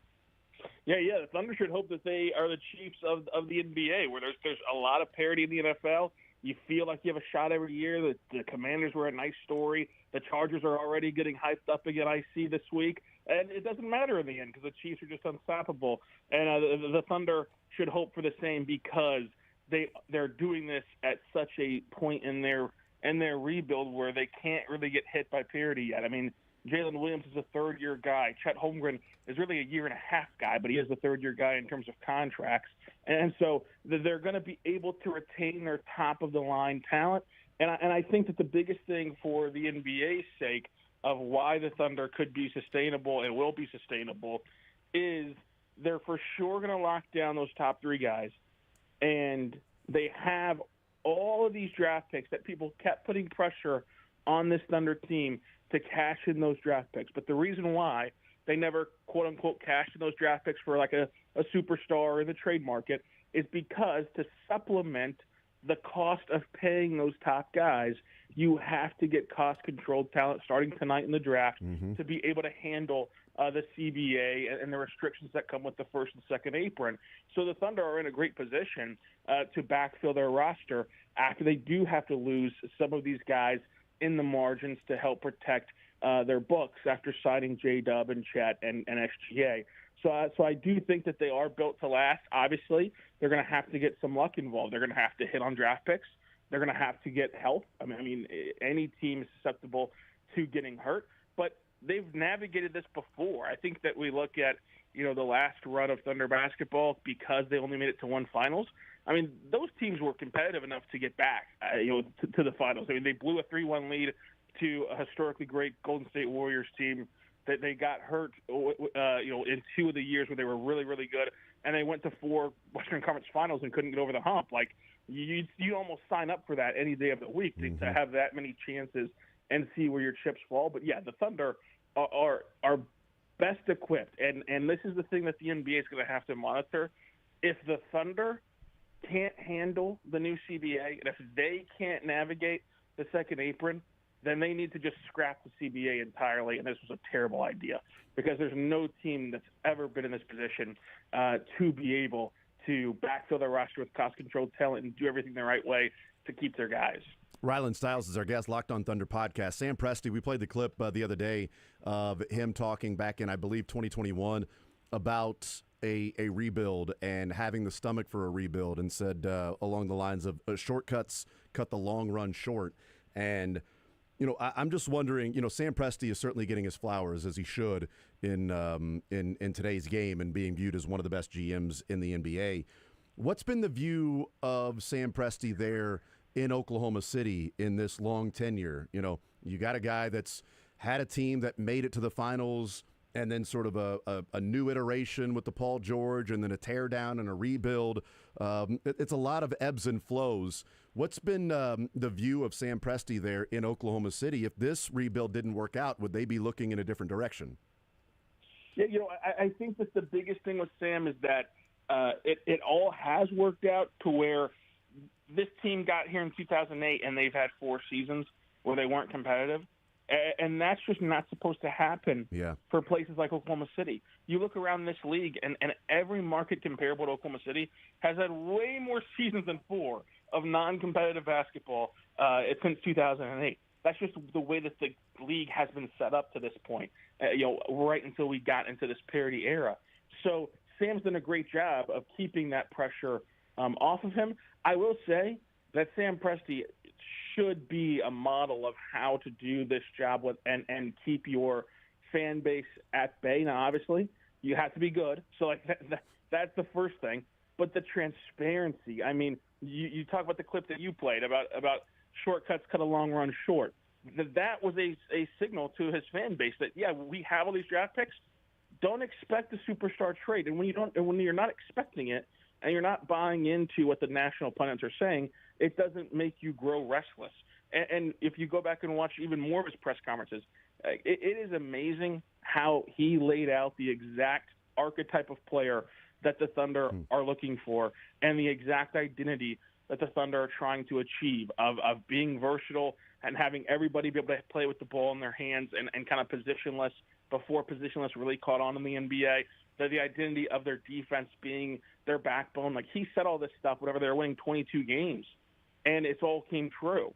And so, obviously you have to be good and you have to be able to execute your plan, but actually telling people your plan buys you some grace, because if he wasn't transparent about the shortcut line that you said, and about finishing their breakfast is another one that he said before.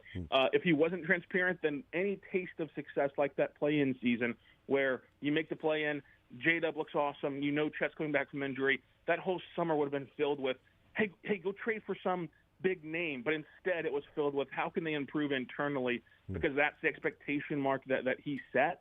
And then obviously it worked out. They were the 1 seed. They lost in the second round.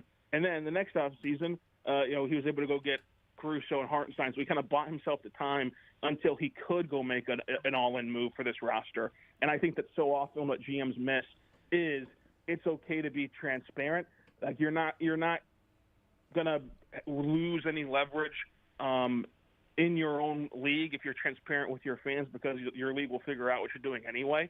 And I think that that's been his saving grace to really handle a dramatic rebuild for 2 years. What was the view of Shai Gilgeous-Alexander when they traded for him?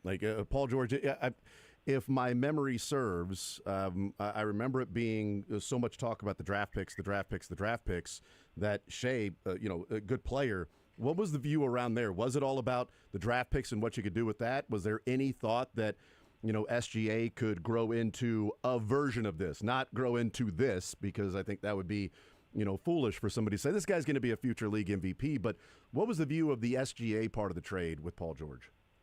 Oh, you're totally right. It was viewed as a throw-in because the initial tweet about the trade did not include SGA. It was just, wow, the historic number of draft picks that the Thunder are getting. And then SGA and Danilo Gallinari and these guys were included. And, of course, Gallo was a throw-in as a guy to just help the salaries or whatever. Shea was not viewed as a throw-in the way, like, flippantly. It was just like, oh, this is a fun flyer that the Thunder have a chance on. And all the Clippers fan base was kind of obviously excited to get Paul George, but they also were saying that he's a good ball player. But you never thought that he could put together one of the best seasons we've ever seen from a guard in NBA history on the day of the trade. I will say that, like, quickly, you did see that every year he's improving. And what's funny about that is that every year that he would improve, that summer we try to put a cap on him. Like I remember whenever he was a borderline all-star, lost the all-star spot to Mike Conley because of a Lifetime Achievement Award, and people were like, well, this is kind of who he is. He's a borderline all-star, and that's pretty good. That's a pretty good return. Now you've got to go hit your picks. Then he was an actual all-star, and people were like, okay, he made an all-star team. That's kind of it. Then he was the MVP runner-up and a top 5 and MVP finisher back-to-back years, and we thought maybe he's just a on the cusp kind of guy, maybe like a Donovan Mitchell kind of guy, and then he does this. And so it's like every single year he's climbed up that staircase to success, and it's been fun to see. It's been fun to see the work that he puts in. I mean, even this year, like the playmaking aspect of his game is like nothing he's ever shown before in his NBA career. And so, like, even in year 26, even after our MVP runner-up season, he's still making leaps in his NBA career. So no one expected this way back in 2019. Yeah, and then you look, they're trading for a guy that you're going to talk about in the same sentence as Kareem, Jordan, and Shaq. And Shea. Those are just the names that roll off the tongue in NBA history. Kareem, Jordan, Shaq, Shea. And that's what you have now. Visiting with Rylan Stiles, Locked on Thunder podcast. So we found this out, I did, on Sunday night. And, we do a segment here on Mondays called Learn Funniest Best from the Weekend. And my learned from the weekend, Rylan, was that Jalen Williams tasted alcohol for the first time in his life on after Game 7. Was that well known around there? Is that one of those things where everybody's like, okay, enough with the Jalen Williams drinking alcohol thing. We talk about it, we know it. Or was that a revelation too that he's like, well, I've had alcohol for the first time, so I'm sort of dealing with that tonight? No, yeah, he's never made it a thing before Sunday. We've never seen him drink alcohol, but we didn't know Right. he did in his free time. But yeah, no one knew that he did not drink alcohol. It was surprisingly that was the story, considering that they have Brandon Carlson on their roster from Utah. But hey, J-Dub had never had alcohol. It was funny to hear from the guys that almost used it as a funny motivation of every win that they got closer to a championship. They would talk about how he was going to have to drink alcohol for the first time. And after the game was over, when the buzzer sound, I was back there waiting to go into the locker room and start the celebrations and kind of watch it happen. J-Dub, he came running in from the court just screaming, "Where's the champagne at?" So you get that image, and you would have never thought that from that image – you have never believed that in 3 hours from that point, he would say, "I've never had alcohol before." And it was like, wait, what? You were so excited to have champagne and you had never had it before, but that was like their rallying cry behind the scenes. It comes to be that he was going to finally have alcohol. Yeah. You know what? It's like we've heard players say, I'm not going to attend or watch a Super Bowl unless I'm playing in one. And Jalen, well, I'm not going to have alcohol unless it's champagne after winning an NBA championship. So there are plenty of players that would never taste alcohol then, because it's not an easy thing to do, is win the NBA Finals, and they have done that. What's the before we talk about the draft tonight, because I think this is twofold with this question, and we'll get into the draft with a couple of picks in the first round and pick 44 in the second. But what is the future of this team now? You mentioned that they're a team that is certainly in line to be able to withstand the second apron. This is, I get somewhat annoyed when, we ask, hey, is this a dynasty in the making? And the immediate response is, well, I mean, they've only won one. How can we talk about that? Well, yes, we know, jackass, that they've only won one. We're not asking, are they a dynasty right now? All right, we're not saying, the Chiefs are a dynasty and Oklahoma City is. No, what we're wondering is, can they do that? Are they set up to do that? and what maybe would it take for a small market team like Oklahoma City to join in some of these dynastic runs of teams that are from bigger cities that we see that can spend some of the money, and then San Antonio that had sort of that prolonged dynastic run of a number of years with that same group of players, but with different sort of finances now that we're looking at it. What is the future of this team? And while Thunder fans are enjoying and basking in the limelight of this, how much is there a conversation of like, man, what are the next 3, 4, 5 years going to be like around here? Can it be kind of a Kansas City Chiefs run here in Oklahoma City? Yeah, Sam Presti comes from that San Antonio wave where they did have a dynasty. Look, I think that you're exactly right. Obviously, no one's saying that they're guaranteed to win a championship. But if anybody's set up for a dynasty, it would be Oklahoma City, and they're really going to test the parity aspect of this league. Adam Silver had his annual finals press conference in OKC, and he talked about how the old joke in the NBA used to be that David Stern's job was to fly back and forth between Boston and LA handing out trophies, and that this is now their 7th straight unique winner to an NBA championship, and they haven't had a repeat winner in a long time.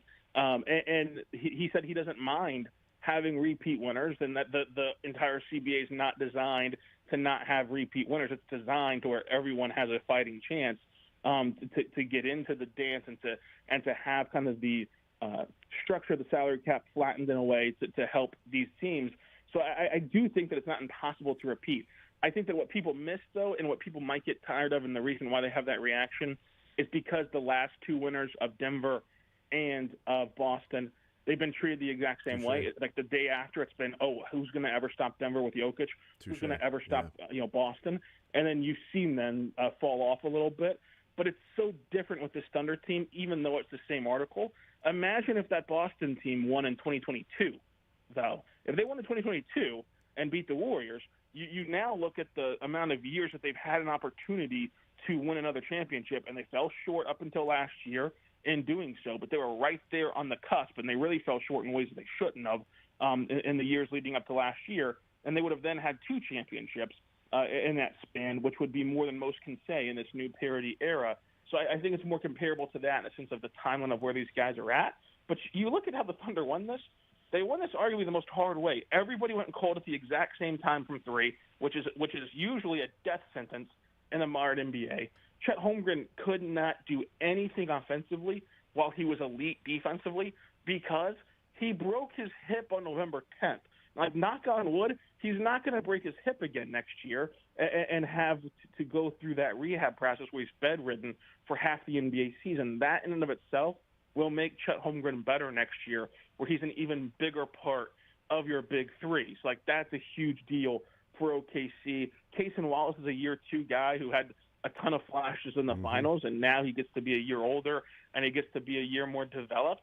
And then you still have three picks tonight and the opportunity ahead of you in free agency and most notably the trade market where you could improve. So there's just so many things out there that if you look at J-Dub, and it's like we just talked about him drinking for the first time, he had a 40-point game in the finals, and throughout the playoffs, he played the best basketball of his life. Like a switch did flip for him in terms of understanding the aggression level and the force that you have to play with in this setting.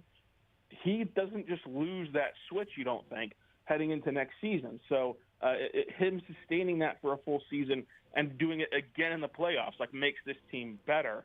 And so there's just natural avenues for them to improve internally that makes you believe that they should be in the conversation for a championship every single year for the next at least 5 years moving forward. Well, let's look at and turn the page to the NBA draft tonight right here on Sports Radio 810 WHB. Rylan Stiles, Locked on Thunder podcast. 2 picks for the Thunder, number 15 and number 24. I mean, it doesn't seem like they have room, and pick 44 in the second round, doesn't seem like they have room for, 3 more guys to come in.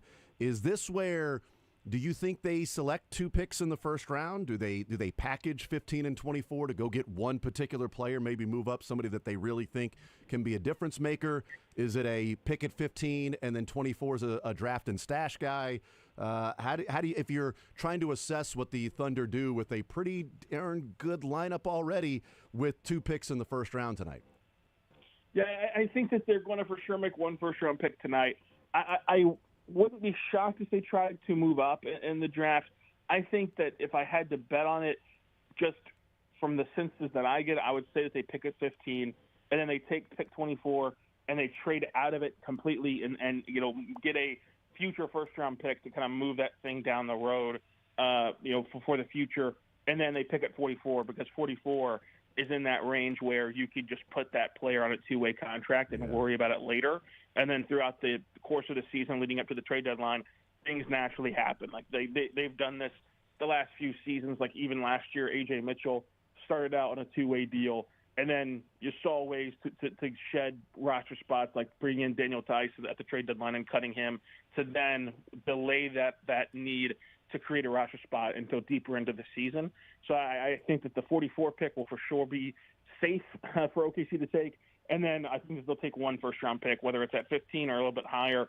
But that's kind of how I see it playing out. All right, so last one for you. Do you have a player that you want to see them select? Let's say they pick at 15.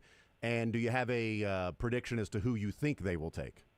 Yeah, who I would want them to take and who I think that they'll take are the exact same, just because you hear that they love Thomas Sorber, and I think that that's a great spot for him. I think it's a great spot for him to be in at the position of the draft and at the team, because Sorber is this 6'10", forward with a 7'6" wingspan, and he's 263 pounds. Like he is an archetype of player that the Thunder do not have right now, and like they don't have a modern forward where they truly have size at the four, and he would present that. They've been having to use guys like J-Dub and Wiggins to scale up, and while they're passable, obviously they just won a championship doing that. It's not ideal to have that happen. So Sorber would just be someone who can really defend, and he gets really close to defending 1 through 5. I'd say he defends 3 through 5 excellently. He can defend, combo guards pretty well, but that's great for the Thunder's defense. He's a really good rim protector. He's in the passing lanes. And then offensively, he's just really a play finisher for this team, and that can help the secondary unit, especially in the half-court offense, having someone who has these measurables that can roll into the paint and get some easy buckets for them. So I think Thomas Sorber would be a good name to go get for OKC. Okay. And yeah, you mentioned the 7'6" wingspan. He and Ryan Kalkbrenner with the 7'6" wingspan. The difference is he's 6'9" and Kalkbrenner's 7'1". And they both have the same wingspan. Like, +8, +9 is absurd. A quick follow-up on that. If they don't go Sorber, do you think they still look that sort of, you mentioned archetype earlier, that archetype of somebody who's a little bit, bigger, Derek Queen, somebody along those lines, even a Murray Boyles, of just somebody that would be 240, 250, 260, to add some sort of, size, not necessarily height-wise, interior to go along with Chet? Yeah, I think that it'll be someone in that realm of like Colin Murray Boyles. I think that the smallest that they would go is Nate Clifford. I think that Cedric Howard's, of course, in play. But mostly, Colin Murray Boyles, Derek Queen is an interesting guy. Trading up for Malowatch would be kind of unique for this Thunder team. I don't know if they would do that. But Danny Wolf is someone that they've brought in for a workout and that they were impressed by. So they have a lot of options to get that kind of archetype in this draft, which is really a lucky break for them. And it's why taking 2 picks isn't out of the question. It just makes it harder, of course, to move forward in the offseason. Rylan Stiles, Locked On Thunder podcast. Rylan, thank you for the time, man. Continue to enjoy it there with the Thunder championship, and a lot more still to be talking about with the draft coming up tonight. Thank you for the time, man. I really appreciate it. Enjoy the draft tonight. We'll talk soon, man. Thank you, guys. Anytime. Absolutely. There's Rylan Stiles. Great stuff from him. Locked On Thunder podcast. Great podcast as well. One of the teams that we might be watching and talking about as a dynasty. But a great point that he made with, people saying, hey, could this be a dynastic run for the Thunder? And it's like, well, they've only won one. Yeah, I know. But what about, we're talking about what they can do. And his point of, well, people may be just sort of to the point of being annoyed that it's the conversation about a different team for the 3rd straight year, Celtics and Nuggets, and is this a dynasty now moving forward with the Nuggets? Is it a dynasty with the Celtics moving forward? Is it a dynasty with Oklahoma City when we've seen 7 straight years of a different championship? What's the last back-to-back of the Warriors? from the Warriors and then on, that last Warriors championship to now has been a different team every single year. So there is that parity that is there in Adam Silver's NBA. And it's interesting because the league that is supposed to have parity in the NFL is a league that we're seeing the same sort of teams at the top pretty much yearly. Chiefs, Bills, Ravens. Part of the parity and to be able to break through the ceiling of parity is GM, coach, quarterback in the NFL. And if you've got that, you're probably not going to be pulled back to 8-8 or 9-8 or 8-9 now that we're talking about. And if you've got the exact opposite and it's just terrible GM, coach, quarterback, you're not going to be able to be pushed up to 8-9 and 9-8 like the league wants to do. There are certainly teams that are going to make the playoffs one year and miss the next year. We're seeing teams at the top of the NFL, and we're also seeing those teams, more times than not, make the Super Bowl. I mean, the Chiefs have played the 49ers twice and the Eagles twice in their Super Bowl championships. And they're the ones going to the Super Bowl every year out of the AFC. And the time they didn't, oh, by the way, it was Tom Brady. Tom Brady, exactly. Great call. And the teams they're beating in the championship game in the AFC, Bills, Ravens, Bengals. I know the Titans back in 2019, but you're seeing that run of Bills, Ravens, Bengals. The Bills twice, the Bengals twice, the Ravens once, the Titans once. Like, we're seeing those sort of same teams outside of Titans. The NBA is not supposed to technically be the parity league, but we are seeing different champions win. Yet the NFL is one of those to where the hope springs eternal. We get to training camp, and it's like, yeah, this team could win. I mean, the Chargers have won 3 championships this offseason already. I mean, they're the Chargers are the offseason dynasty. I mean, they are so amazing every offseason. They win so much in the offseason. They are one of the greatest dynasties ever. We talk about the Steelers, right? Cowboys, 49ers, Patriots, Chiefs, offseason Chargers. Some of the greatest dynasties in the history of the NFL. We'll take a timeout. We'll come back. More Zone next.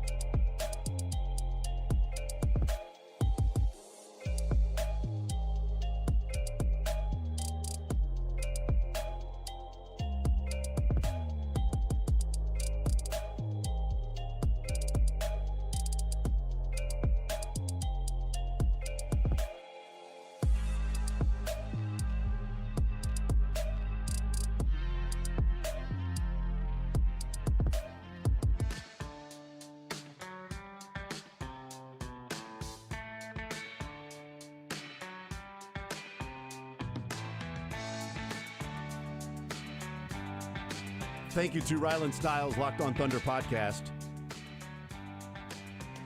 Sam Presti's an interesting case study because he's been there the entire tenure of Oklahoma City. He's been the GM.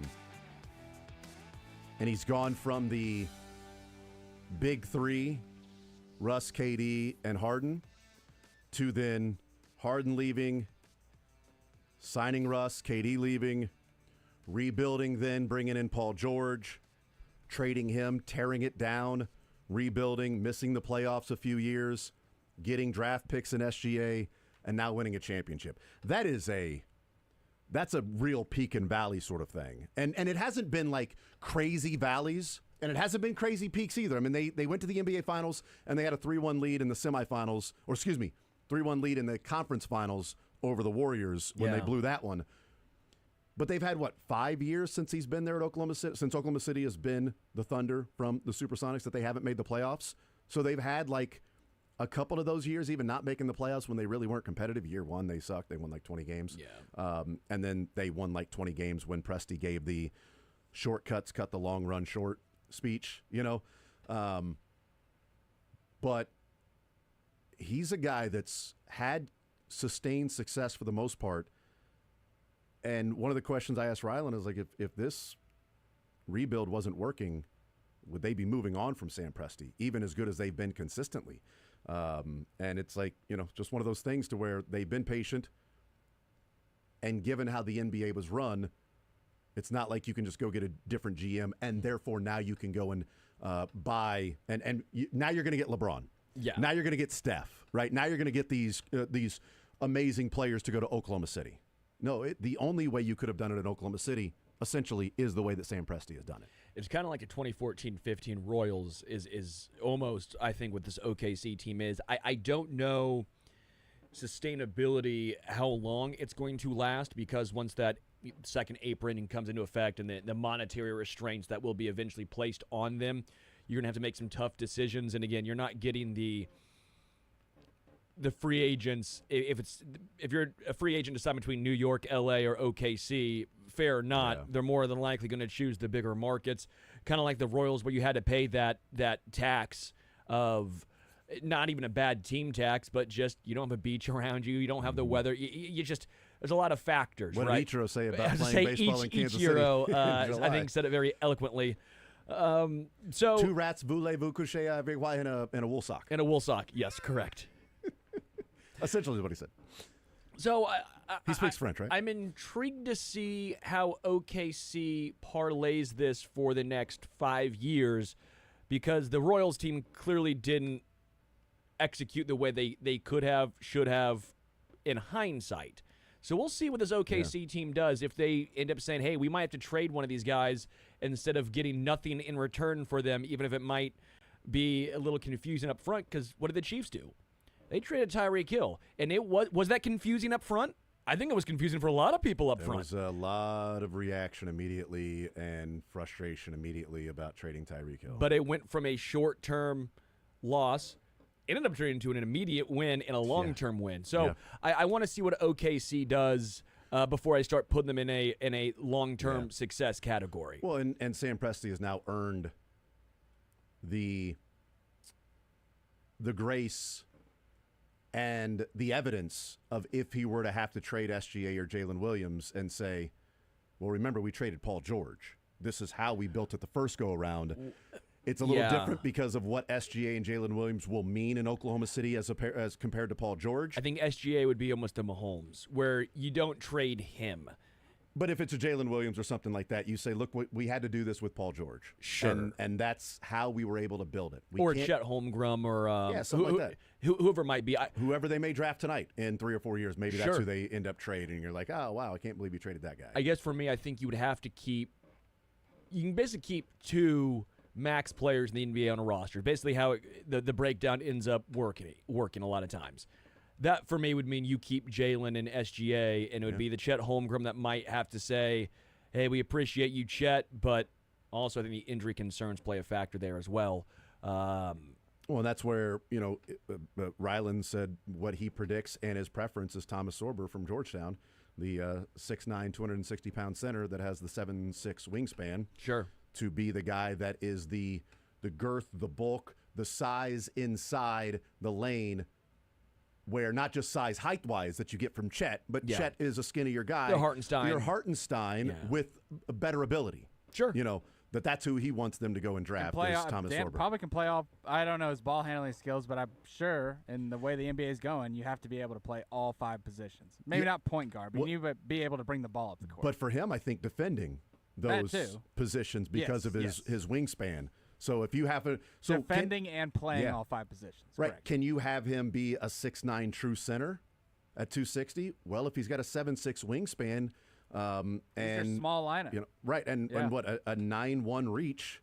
Yeah, you could play true center as a guy who's 6'9", 6'10". You can have him play true center if he's got that reach and that size. How long was the wingspan? 7'6". It's Jared Allen. Jarrett or Jared?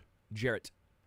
Jarrett's above 6'10", though, right? Jared Allen, 6'9". Wow. 7'6" wingspan, and he plays true center for Brooklyn. Well, and I was saying Cleveland. Well, who Thomas Sorber's wingspan is tied with this year for the longest wingspan is 7'1" Kalkbrenner. Yeah. So it's a 7'1" guy, and his wingspan is tied with Thomas Sorber, 6'9". I think it's 6'9" and a quarter without shoes on. Sure. So just over Jared 6'9". Allen's 6'11". I'm looking at Jared Allen. Well, it says 6'11" on his is he pays, but I think without shoes. Without shoes, what was the combine memeasurement without shoes? Is he 6'9" without shoes? Cleveland listed him at 6'9" because with shoes he must be 6'11" because they redid all of the heights. 6'10" with the afro? In the pros, they undersell in the pros, oversell in college. Remember, it they is want true. you to get off the bus and think that guy's not 6'9" because he's probably 7 foot. Kevin Durant's probably the most easy example to point to. He is clearly 7 foot, but always somehow measures 6'10". Kevin Garnett, I think, was the same because he didn't want to be listed as a 7-footer. That's right. Yeah. So he said 6'11". He didn't want to be viewed as a 7-foot but Jared guy. Allen, either 6'9" or 6'11". I think he's probably 6'9".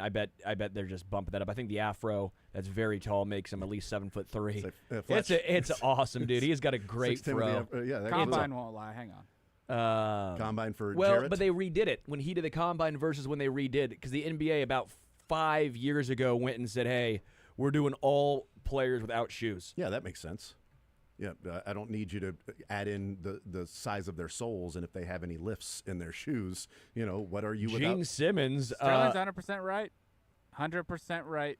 6'9" without shoes, 6'10" and a quarter in shoes, and a 7'5" wingspan.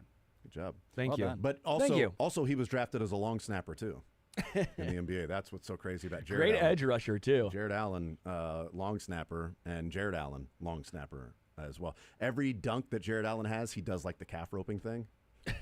It takes up a lot of time to get back on defense. That's a big problem for him. When he went from Brooklyn to Cleveland, what did he do? He got on a horse on a cloudy day and 100%, man. Yeah, that's what he did. And he rode off into the sunset. Yeah.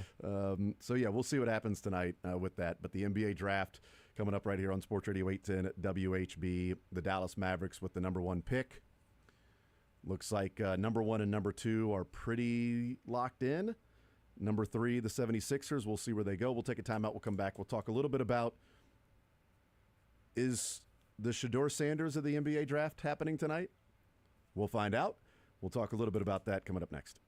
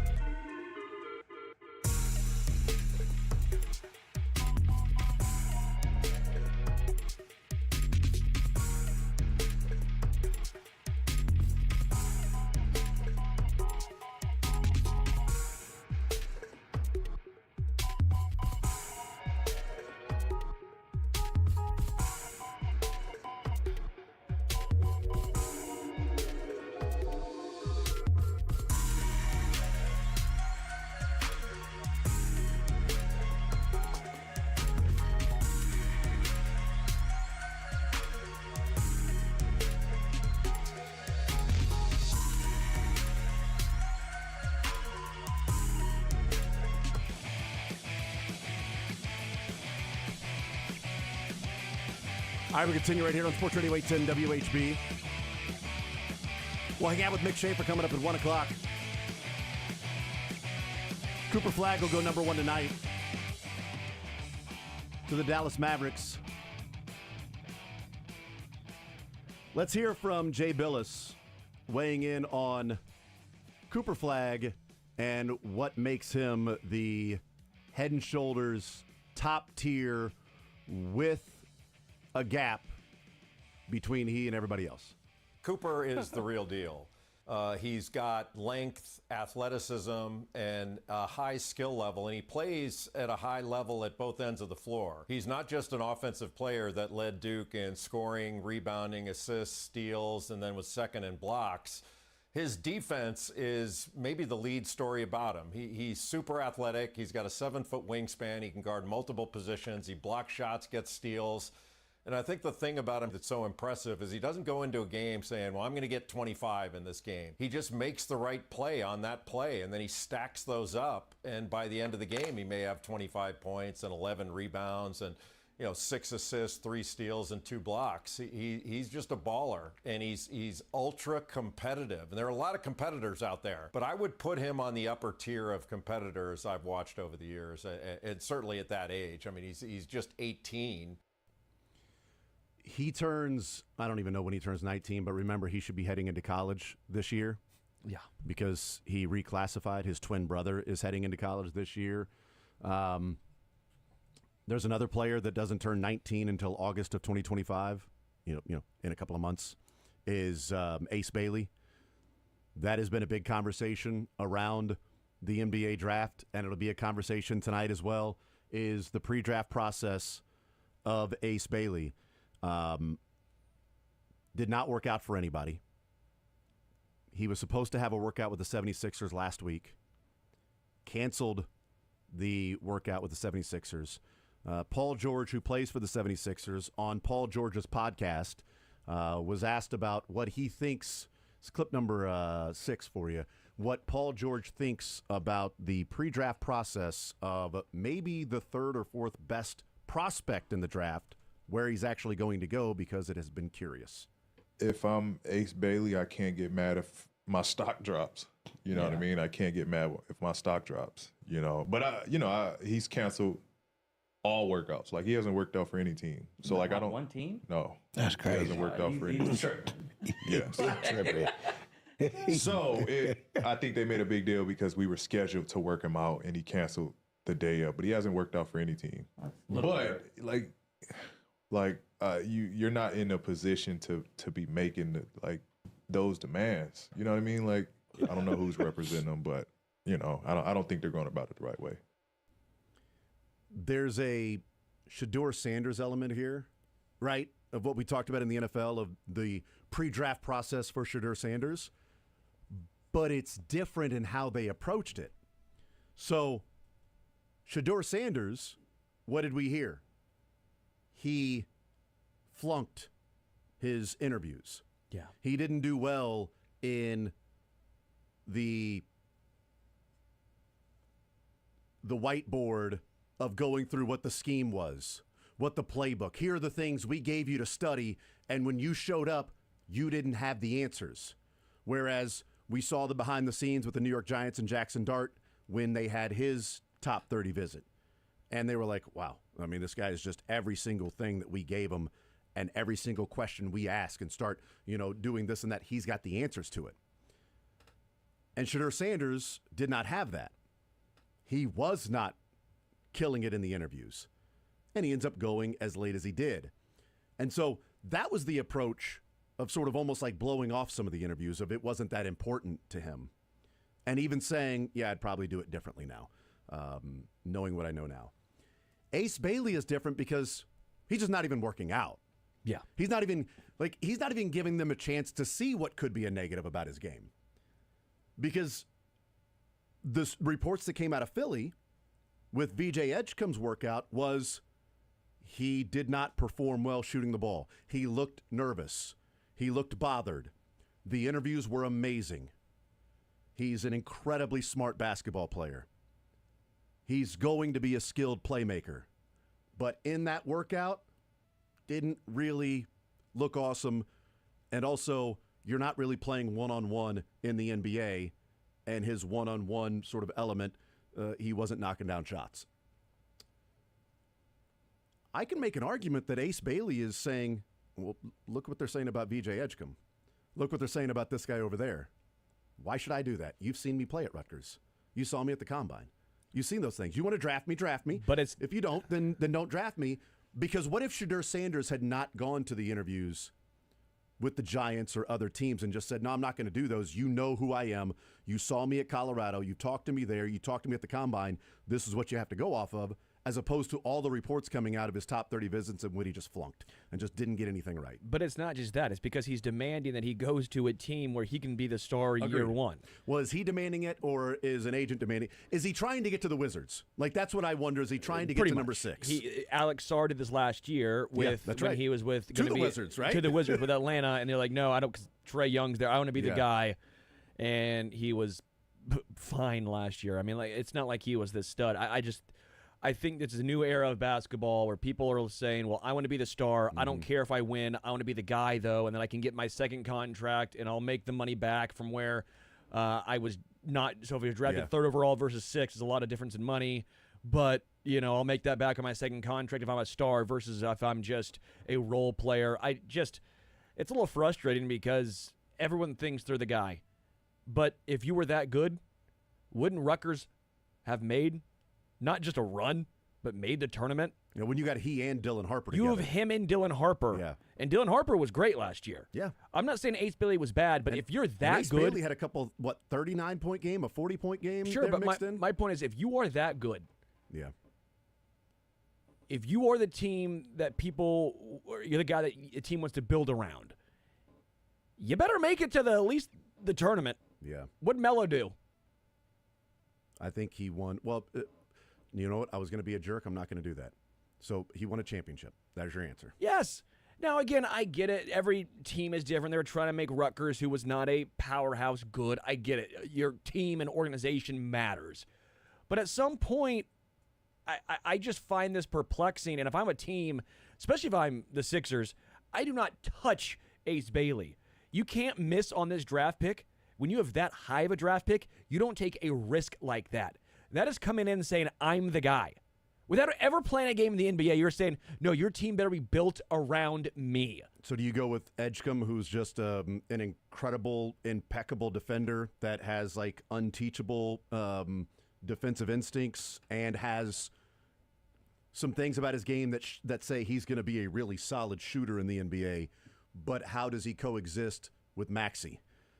Because Jalen Williams drafted to Oklahoma City is like, well, how's he going to coexist with SGA? Well, he's going to coexist by holding a Larry O'Brien trophy up in a number of years from them. They figured it out.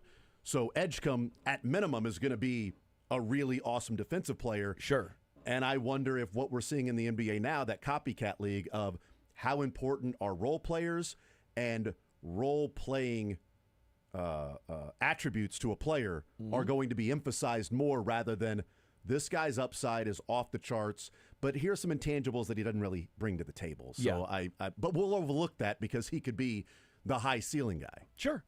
I think Edgecombe or Con Knippel's the way I'd go.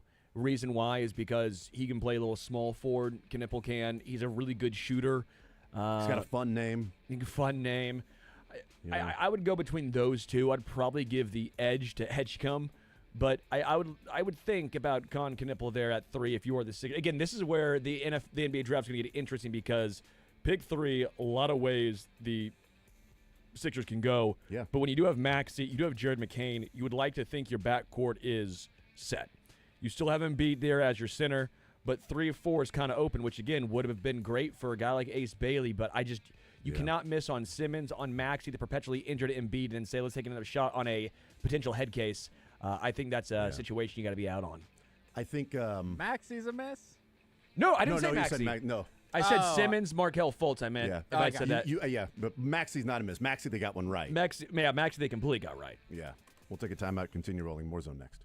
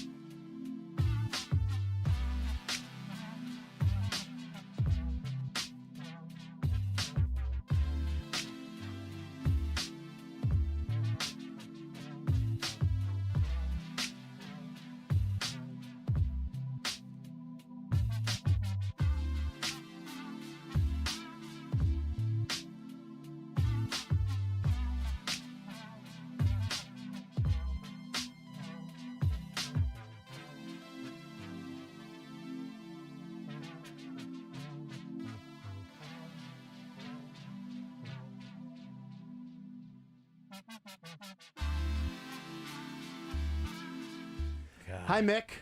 What's up, boys? I've been looking for that autograph card that you're wearing on your shirt. It's a good one. It's a good-looking card. It's a good-looking card, man. Is that like a little was it Jermaine remix. Dye or no? It was who didn't return that? You sent Oh, somebody. no, a that was card. Johnny Damon. Johnny Damon, yeah. The JD. Must have got lost in the mail. Is this a expensive card? Is I have this no worth idea. I something? don't know. It's a good-looking card, though.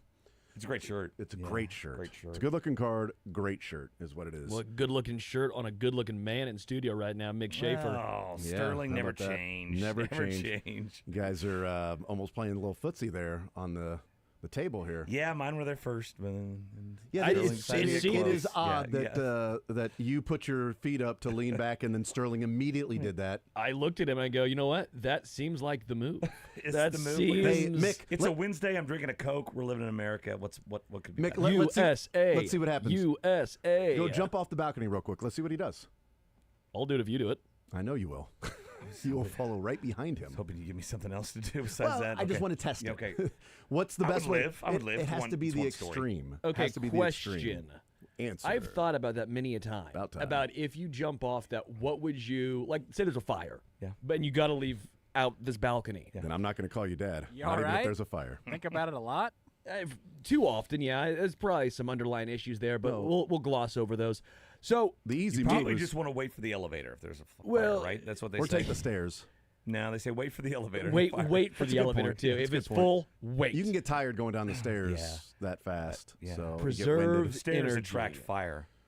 But like, do you like jump on one of the limbs? Yes, do you you think? jump into one of Yeah, the trees. have it break your fall. Sure. Yeah, you don't It's just gonna jump hurt, straight maybe get some down. scrapes and scratches, but it's better than breaking both legs. Yeah, Yeah. but which one? You go for the fir tree or you go for this No, I go for this one right oak? over here. Is that an oak tree? I go for this one to the right.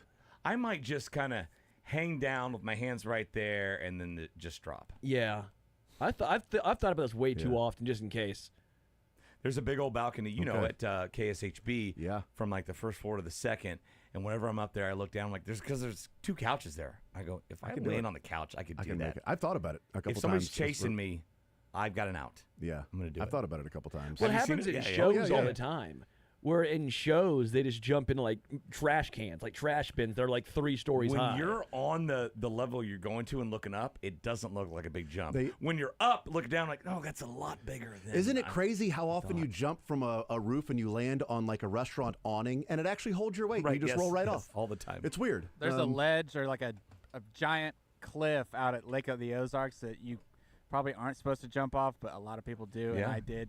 That's what I was talking about. I'll never do it again. I It did doesn't look once. that high up until you jump, and then all of a sudden you fall like a rock, and it's like Yep, never when do it you hit again. the water, it definitely is high up. That's the one Yeah. I was talking about with Yeah. Jason. Yeah, and I said I'll never do it again. I almost didn't make it back to the boat. you did that Last one time I too? ever did something that It stupid. hurts. Dylan, isn't it fun? Looks like you tore your hamstring off the bone because you try and Well- the best way to do it is the preacher seat because you don't want to go cannonball. You don't want to clearly. You want your don't wanna die. hands What's preacher down, seat? arms down, but mine just natural will just flail because halfway down you're like, I should be hitting the water by now, and you throw your arms out. This and was they higher splash. than I thought. Yeah. What is preacher seat? Essentially, the way you're sitting, but more like upright.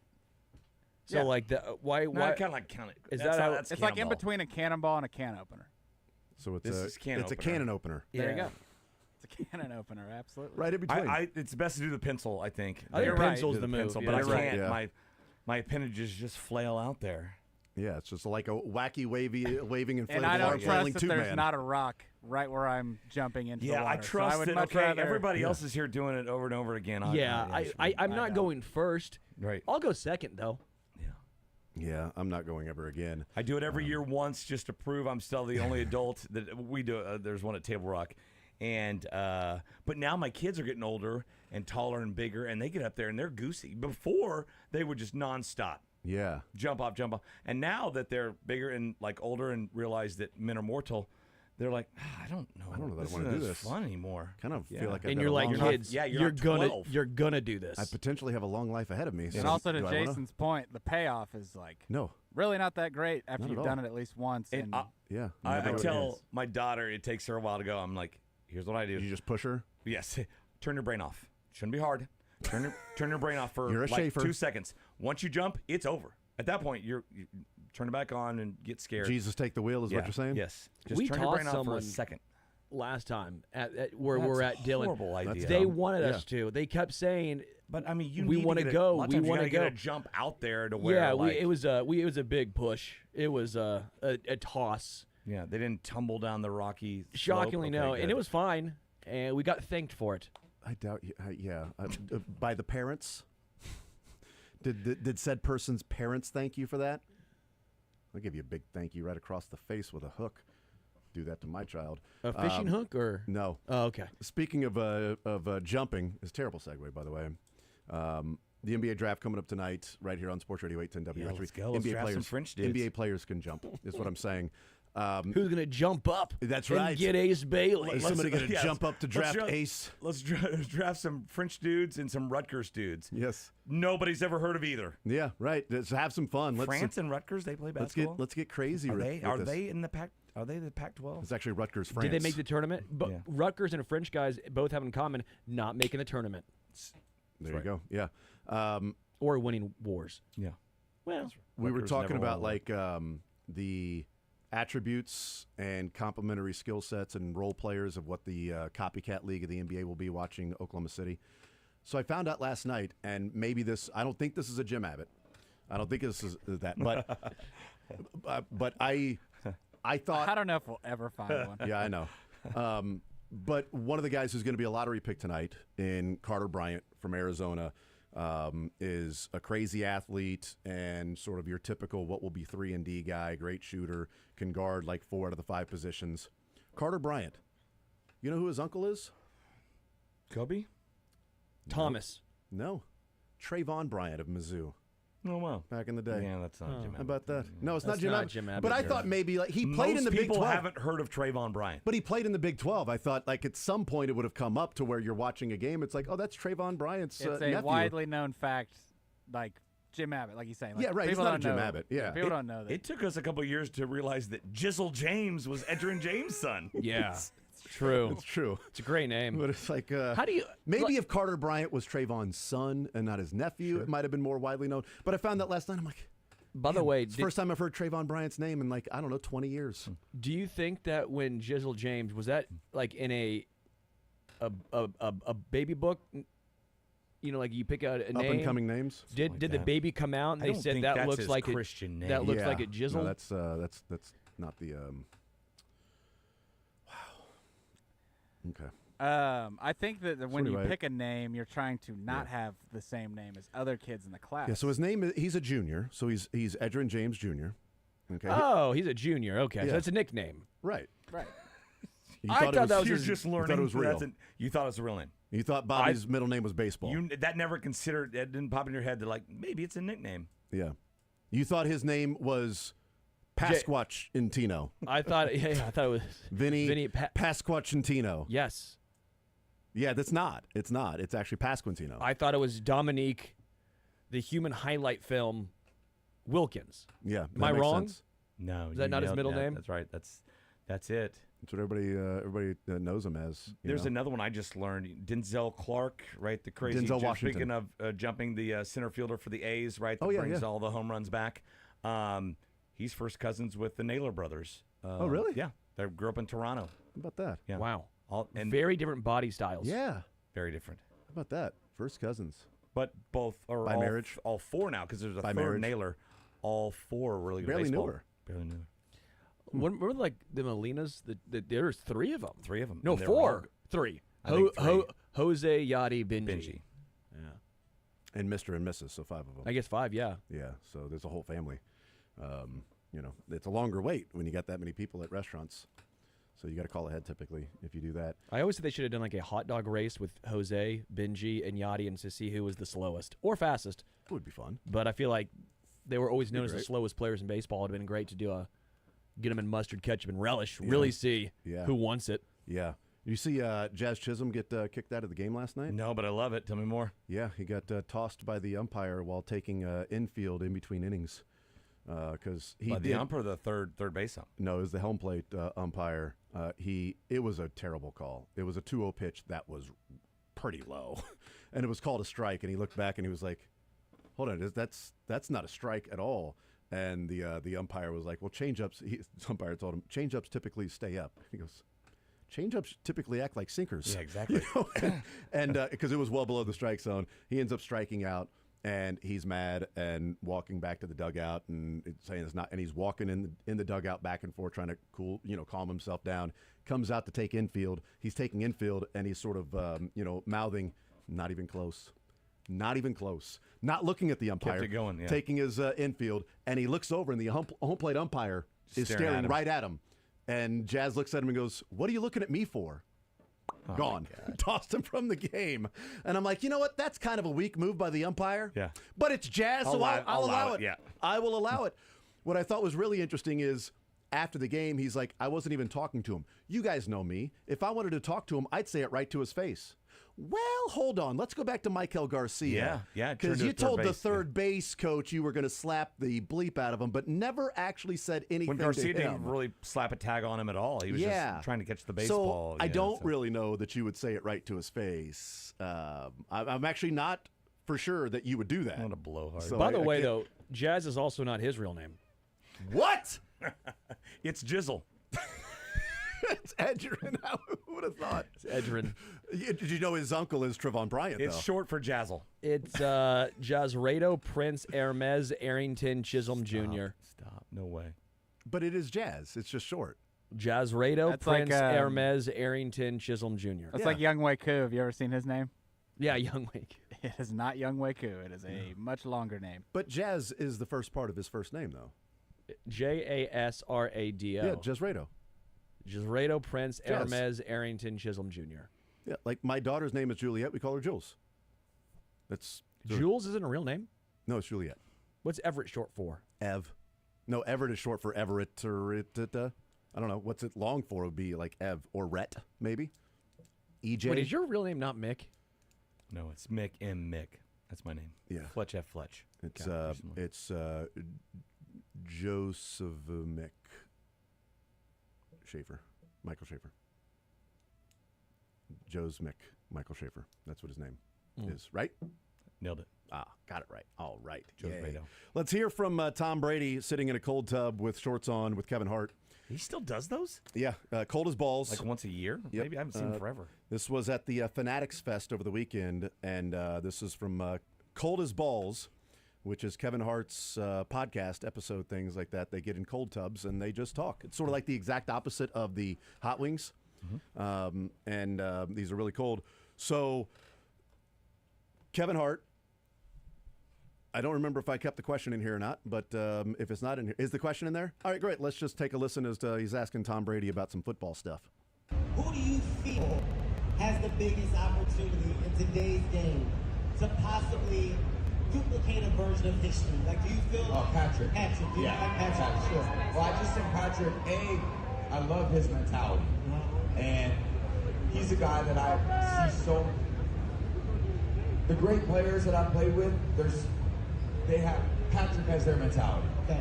He has a will to win. He's got a desire every time he takes the field to be a great leader.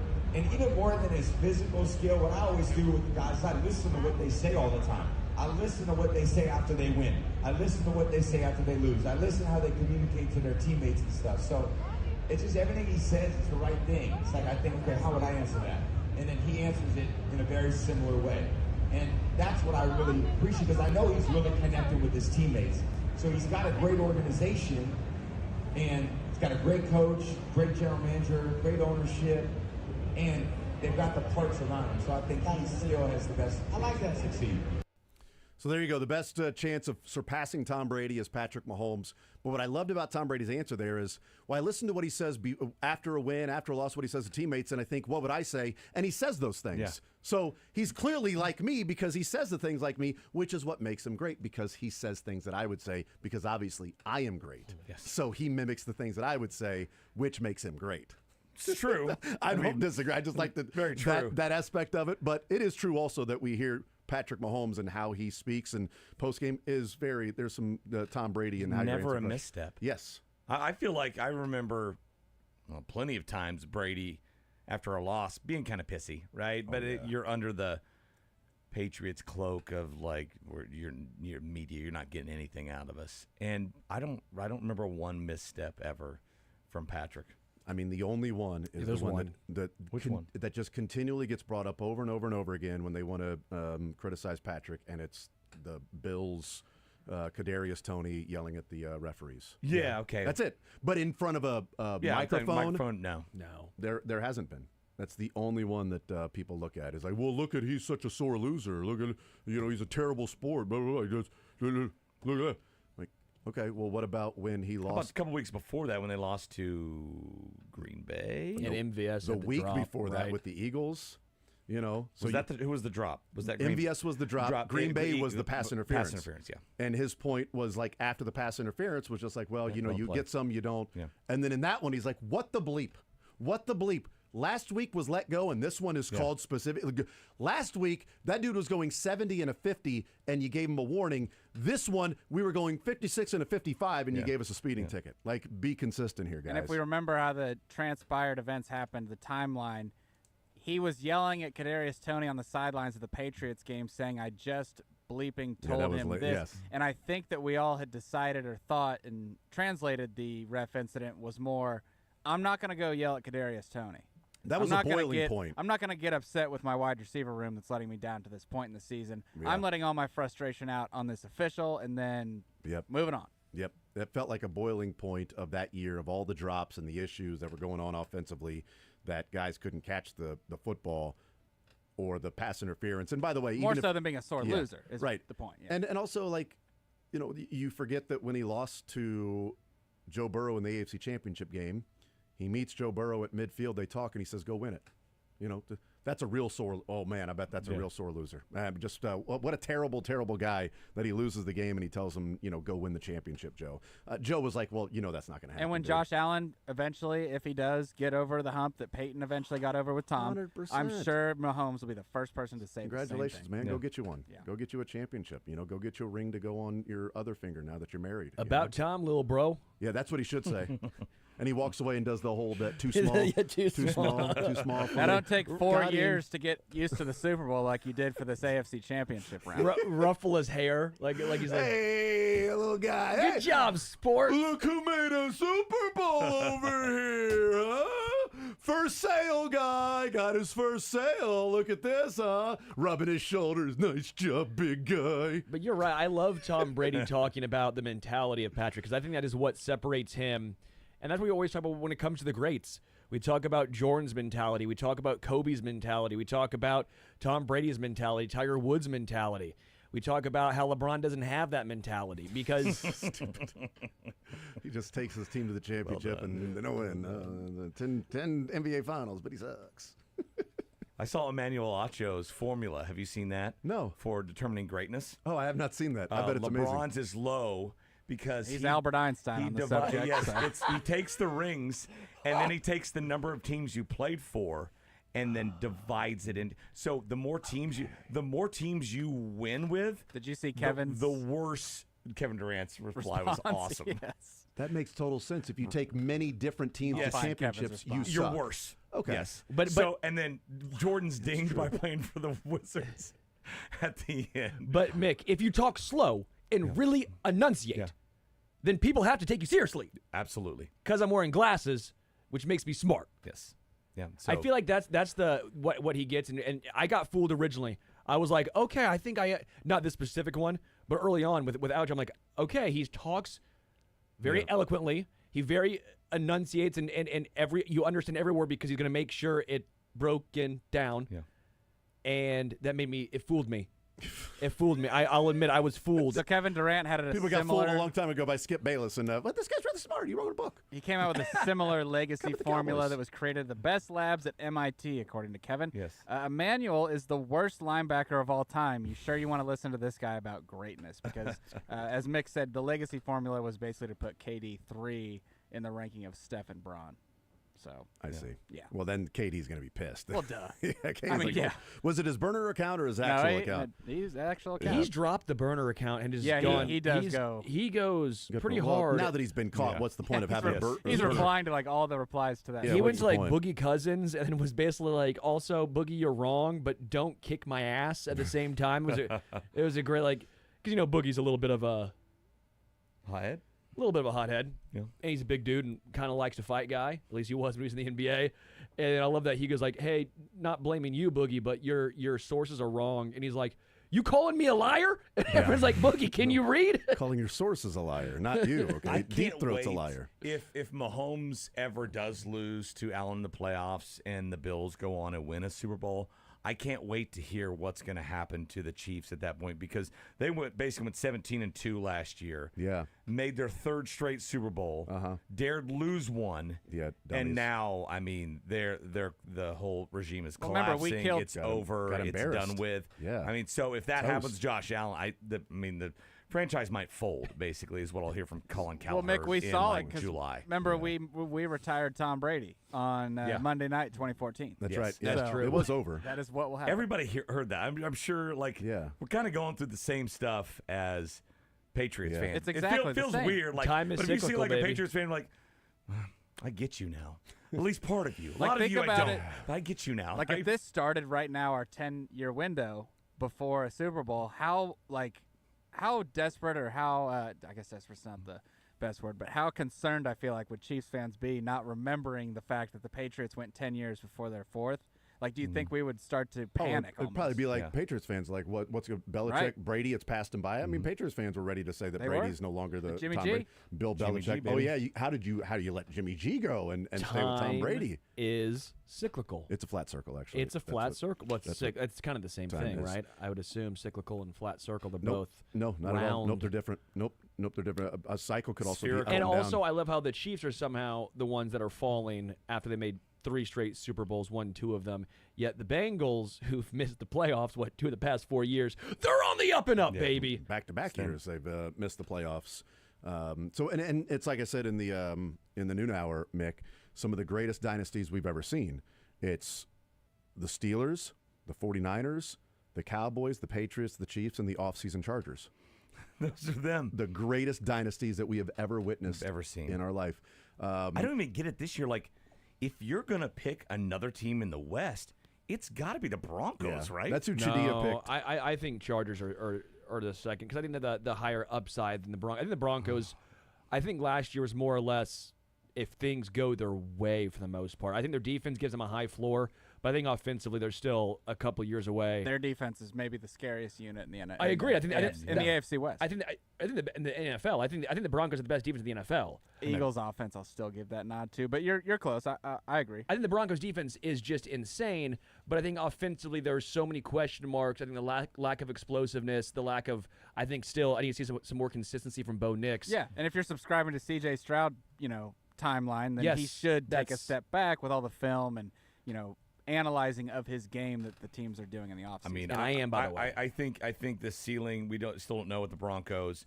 With the Chargers, it's there every year. I don't care if they drafted a running back in the first round. Yeah, because remember, it was this year and this coach and this regime and I think that was supposed to get Justin Herbert to stop choking in big moments in the playoffs, and he literally did it again in Houston. It was basically a game where it was like, no, you win it. No, you win it. No, you win this game. Like, neither team wanted to win that game. Yeah, it's by the way, when I said Chadia picked the Broncos, it was one of his quote unquote bold predictions, early bold. So he wasn't saying Broncos are going to win. It's you got to make 5 bold predictions. What are they?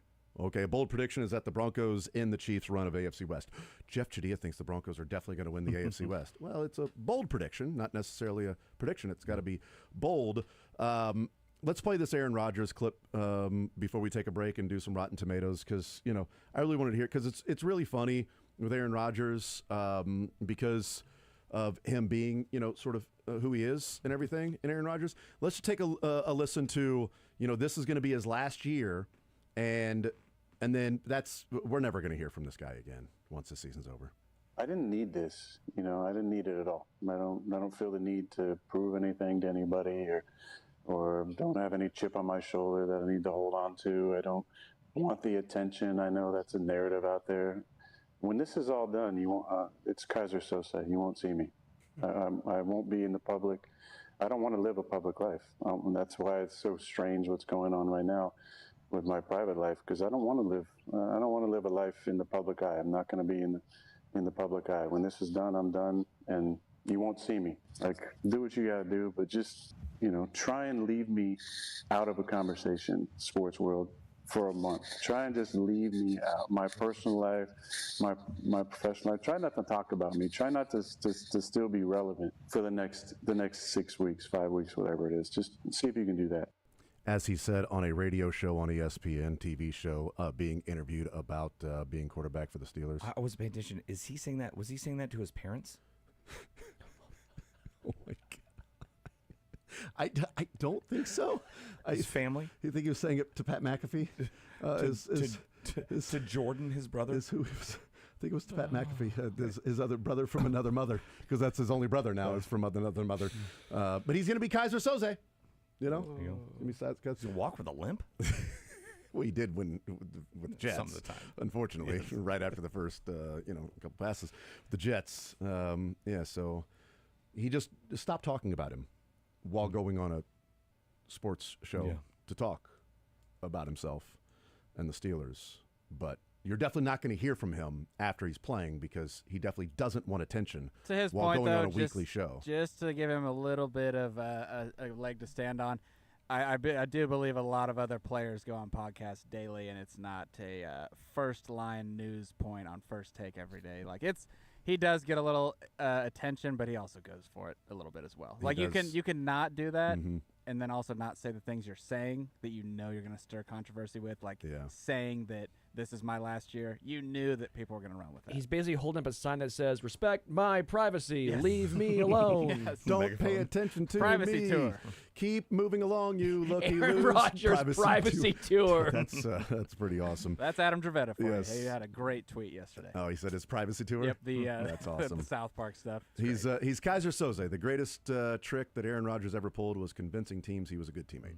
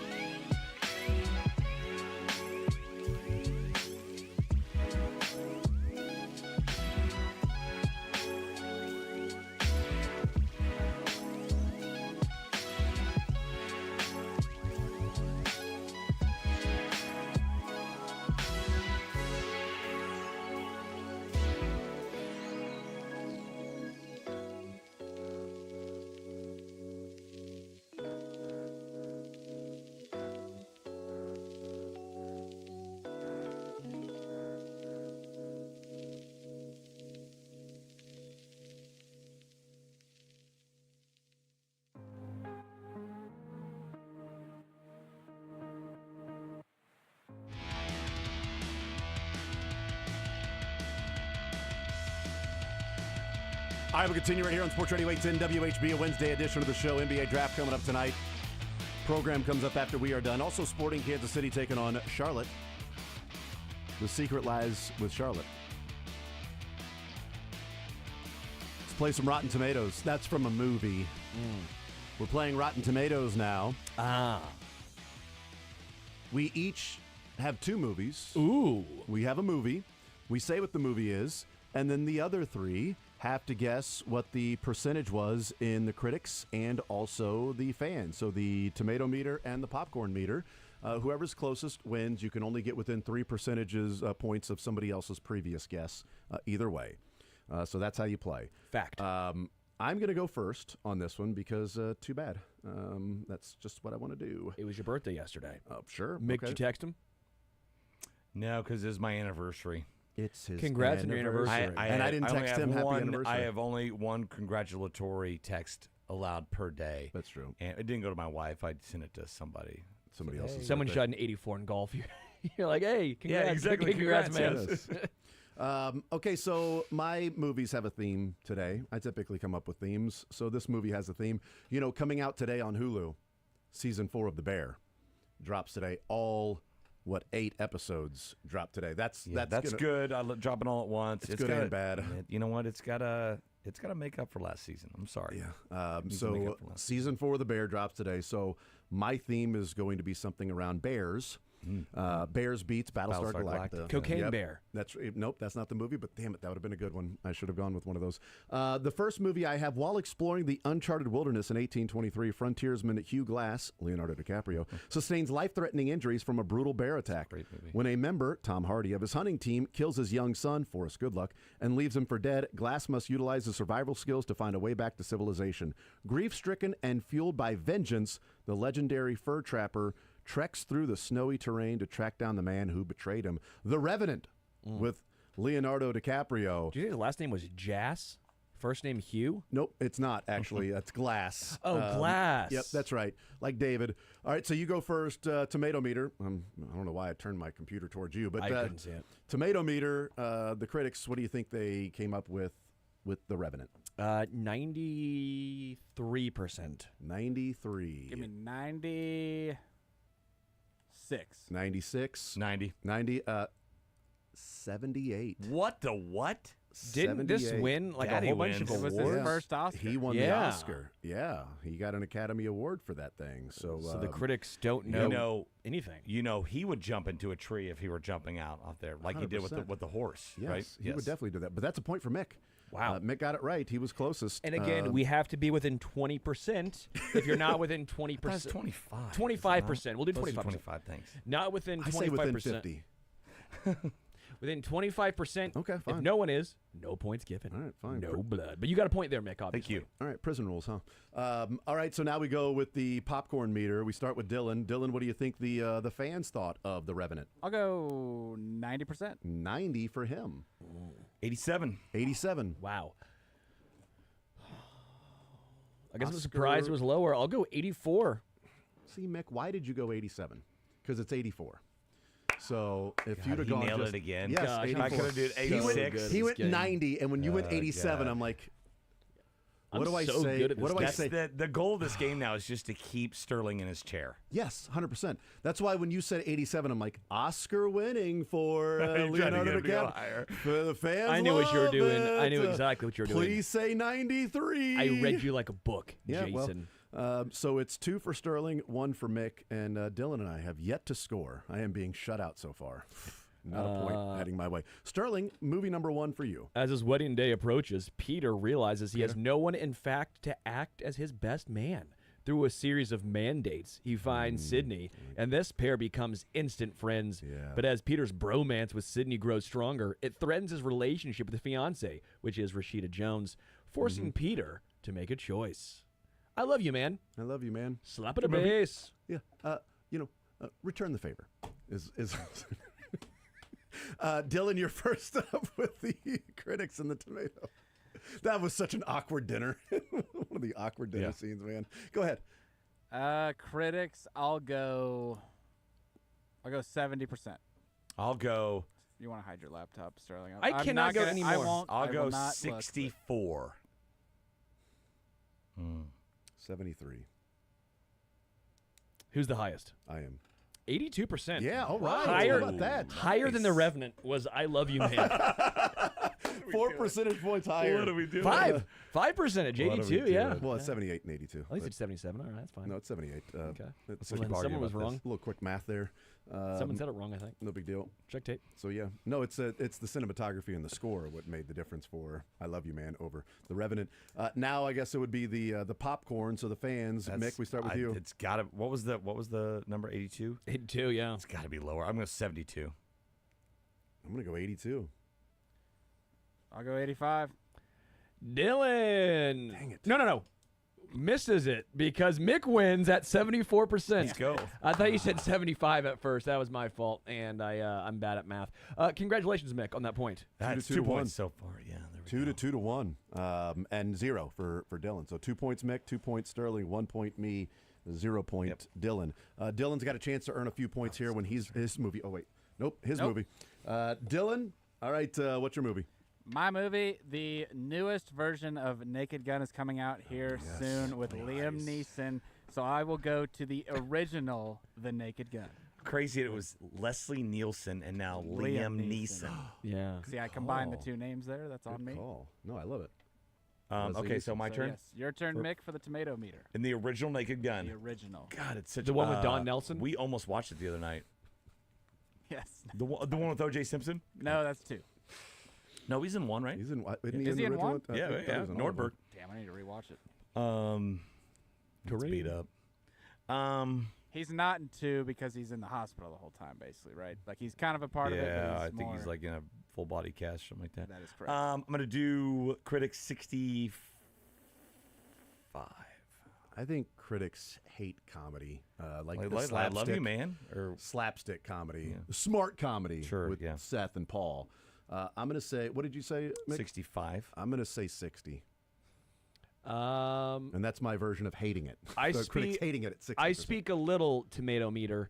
I'll go 72%. That you do, because you win with 72, because it was actually at 86%. All right, good for them. I Good for agree. them. Yeah, good for these. I was going to go a lot higher. You guys went way too low, but I didn't want to do something dumb. Sure, I right. thought- You were going to guess that, weren't you? That Again. the exact number. 84 is what I was thinking. but- Interesting, yes. All right, so Shallow and popcorn pedantic. meter. I think this is like an 88. Sterling? 93. Because there's a huge sect of the population that does not get that humor. So 80. Jason, what'd you say? 88. Looks like we have a tie between Why did I just Mick- say 85? Mick and Jason, because it's 84 right in Why the did I middle just of do 80 and 85? Just done 85 because then you I know just you played get the every game. 85 below. You get every single one of those. Well, earlier I did 300. You got to and I have got gumption. him. You got to have gumption. Yeah. Yeah. You got to be true to what you believe, right? Yeah. 2.5, 1.5. Oh, Sterling has 3 though. All right, Mick, your first movie.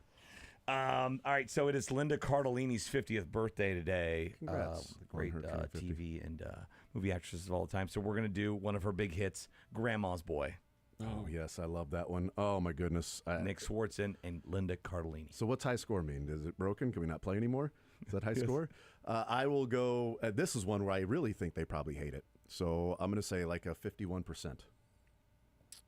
59%. 45%. 45 wins. It's 15%. Oh, I thought it was right on the You got money. the right digits. They just Oh, mixed yeah. it Wow, up. hang on. Is it outside 25%? Oh, yeah, it 15 and is. 45. Yeah. It's 30%. Honest. That's an honest Lost man. on a honest man in the technicality, but class. I am an honest guy. So he didn't get any I'm going to give him a half point for being honest. Nah, I like that. I like that. Half point for honesty. There you go. All right, Sterling, we start with you on this one. What did the fans say about Grandma's Boy? 39. 45. 48. 85. Yes. So you get no points. I get a half point for being Half honest. point Nope. for being honest, I guess, but you weren't honest. Damn it. You weren't really honest about it. Wow. So 15 and 85 are the two numbers. That makes is sense. drastic. That actually makes sense because it's a damn good movie. And they equal 100. And they equal 100. They do. That's what it has to be. Isn't that right? All right, I got to rip through these. All right, so I'll go. My next one again, the bear theme. We're going with the Great Outdoors. Big Bear chase me. Big Bear. All right, so tomato meter for you. What do the critics think? Yeah, they're gonna be in on this one. 91%. 91. I'll say 88. 88. Nah, 85. 85. No points awarded. It was 40%. Yeah. Dang it. This is 40%. Steve Martin and my bad. No, it's John with Candy, I know John and Candy. Aykroyd. Yeah. My bad, Dan Aykroyd. Yep. Absolutely. 40%. Thought they would So we like go with you with Dan the fans. Aykroyd. Popcorns. I'll go 85%. 85. I'll go 78. I'll go 75. 71. Damn it. Sterling wins. 4 to 2.5 to 1.5 to a half. All right, we head to Sterling, your second movie. Yeah, absolute classic right here. Andy Samberg performing stunts is not just, what he does, but it's a way of life. We're talking Hot Rod, baby. I've never seen it. Never saw it. Hot Rod? Critics had to hate this. I'm going to Yes. go 40%. I just know the humor. You said 40%? 40%. Call it 39%. wow. 39. So he only gets one, but no one else can Oh, get nobody else it. can get close. Okay, Yep, that's yeah. true. Yeah. Might as So, well. 1.5 to 1.5. Good job, Dylan. You nailed it. All right, now you got the fans there, Mick. 55. I have no idea. No one saw Hot Rod? What a 41%. I'll go 68. Dylan, 64. You What? must be a huge Hot Rod fan, huh? It's a good movie. It's Sure. a great What did Mick movie. say? Never seen it. It's a great movie, What dude. Mick say? What was your answer for that? 55. Oh, 55. I Yeah, think who it's knows? 65. My bad. Dylan, your second movie. Dylan trying to make a comeback. Another Pixar movie's coming out. I don't know the name of it. It's about a kid getting abducted by aliens. It's his goal. So I will go with another Pixar great that came out after the original famous ones. The Incredibles. The first Incredibles. Wow, yeah. Such a good 2004. movie. Such a good movie. Critics are going to go 86. Yeah, I think critics like this one, but I'm going to go 83. I'll go 89. What'd you say? 83. I said 86. 83. 89. Sterling wins with a 97% Wow. meter. So Great movie. they loved it. Sucks. I never knew. Sterling's always going last every time. I know. Well, that's So not How does that happen? All right, I possible. think the fans also loved it. I'll give it a 93. Sterling. 97. 90. Mick wins. The fans didn't like it, apparently. 75%. What? Yeah. I didn't like it. Wait, you did not like The No, Incredibles? I didn't like Great. 75%. I love The Incredibles. Yeah, the movie was Yeah. insane. Yeah. I No, it almost was hit incredible. 100. I almost hit 100 because I could thought say. it was. I thought no one would dislike this. It was movie. so good they called it incredible. Where is my normal Rotten Tomato number? Where is Mick's second movie? Another Linda Cardellini classic. Yep. One drunken pass. One night, Jack makes a drunken pass at Ennis that is eventually reciprocated. Brokeback Mountain. Okay, I will say that it is 73%. Oh, the critics, they're going to eat this up. 87. 87 for you. Winner. 87? 88. Oh, whew, Let's go. well, it doesn't matter. I mean, there's only. I am so good He's at well this game. versed in that film. Yeah, it's 6 to 3.5 to 2.5 to 1.5. It's about horses, right? It is. You're up. What did the What do the fans think? Fans like? 82%. Jesus Christ. Is it 82? Yeah, No it's 2 way. points. Okay, well. All right, so that's the end. Just leave. Just leave. We'll figure Sit out down. what the we'll figure out who wins. We'll figure What's out the high score mean? We'll Do we figure not out play who- anymore? Who's score? No, you don't have high score though. For forever, you may have had the high score of us, but that's not what high score means for this one. You know, high score is high score forever. You don't have that one.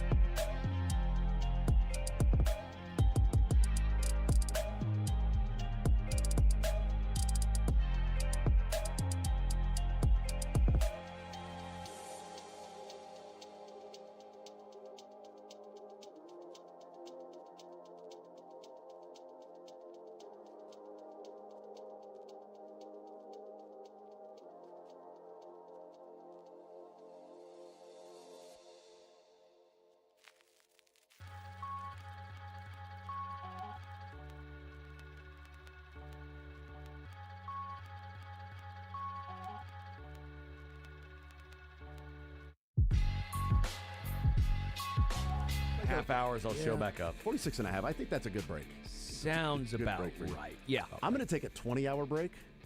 Okay, you deserve it. And then come back. Thank you. I've been working really hard today. What are you going to do? Radio guys put in 4 hard hours every day, don't Every you? single It day. is hard. Every single day. Like, I'm in here, we are talking and talking and talking in the air conditioning, and, I'm looking outside and seeing, the actual workers that are working outside, fixing the water main. Yeah, the water main and everything, and it looks hot outside. I'm like, ugh, I can only imagine, but I got to go back in here and work a little bit as well. I got to talk for like 45 seconds. It's exhausting, too. It's mentally draining. I'm going to go home and not say anything for 20 hours.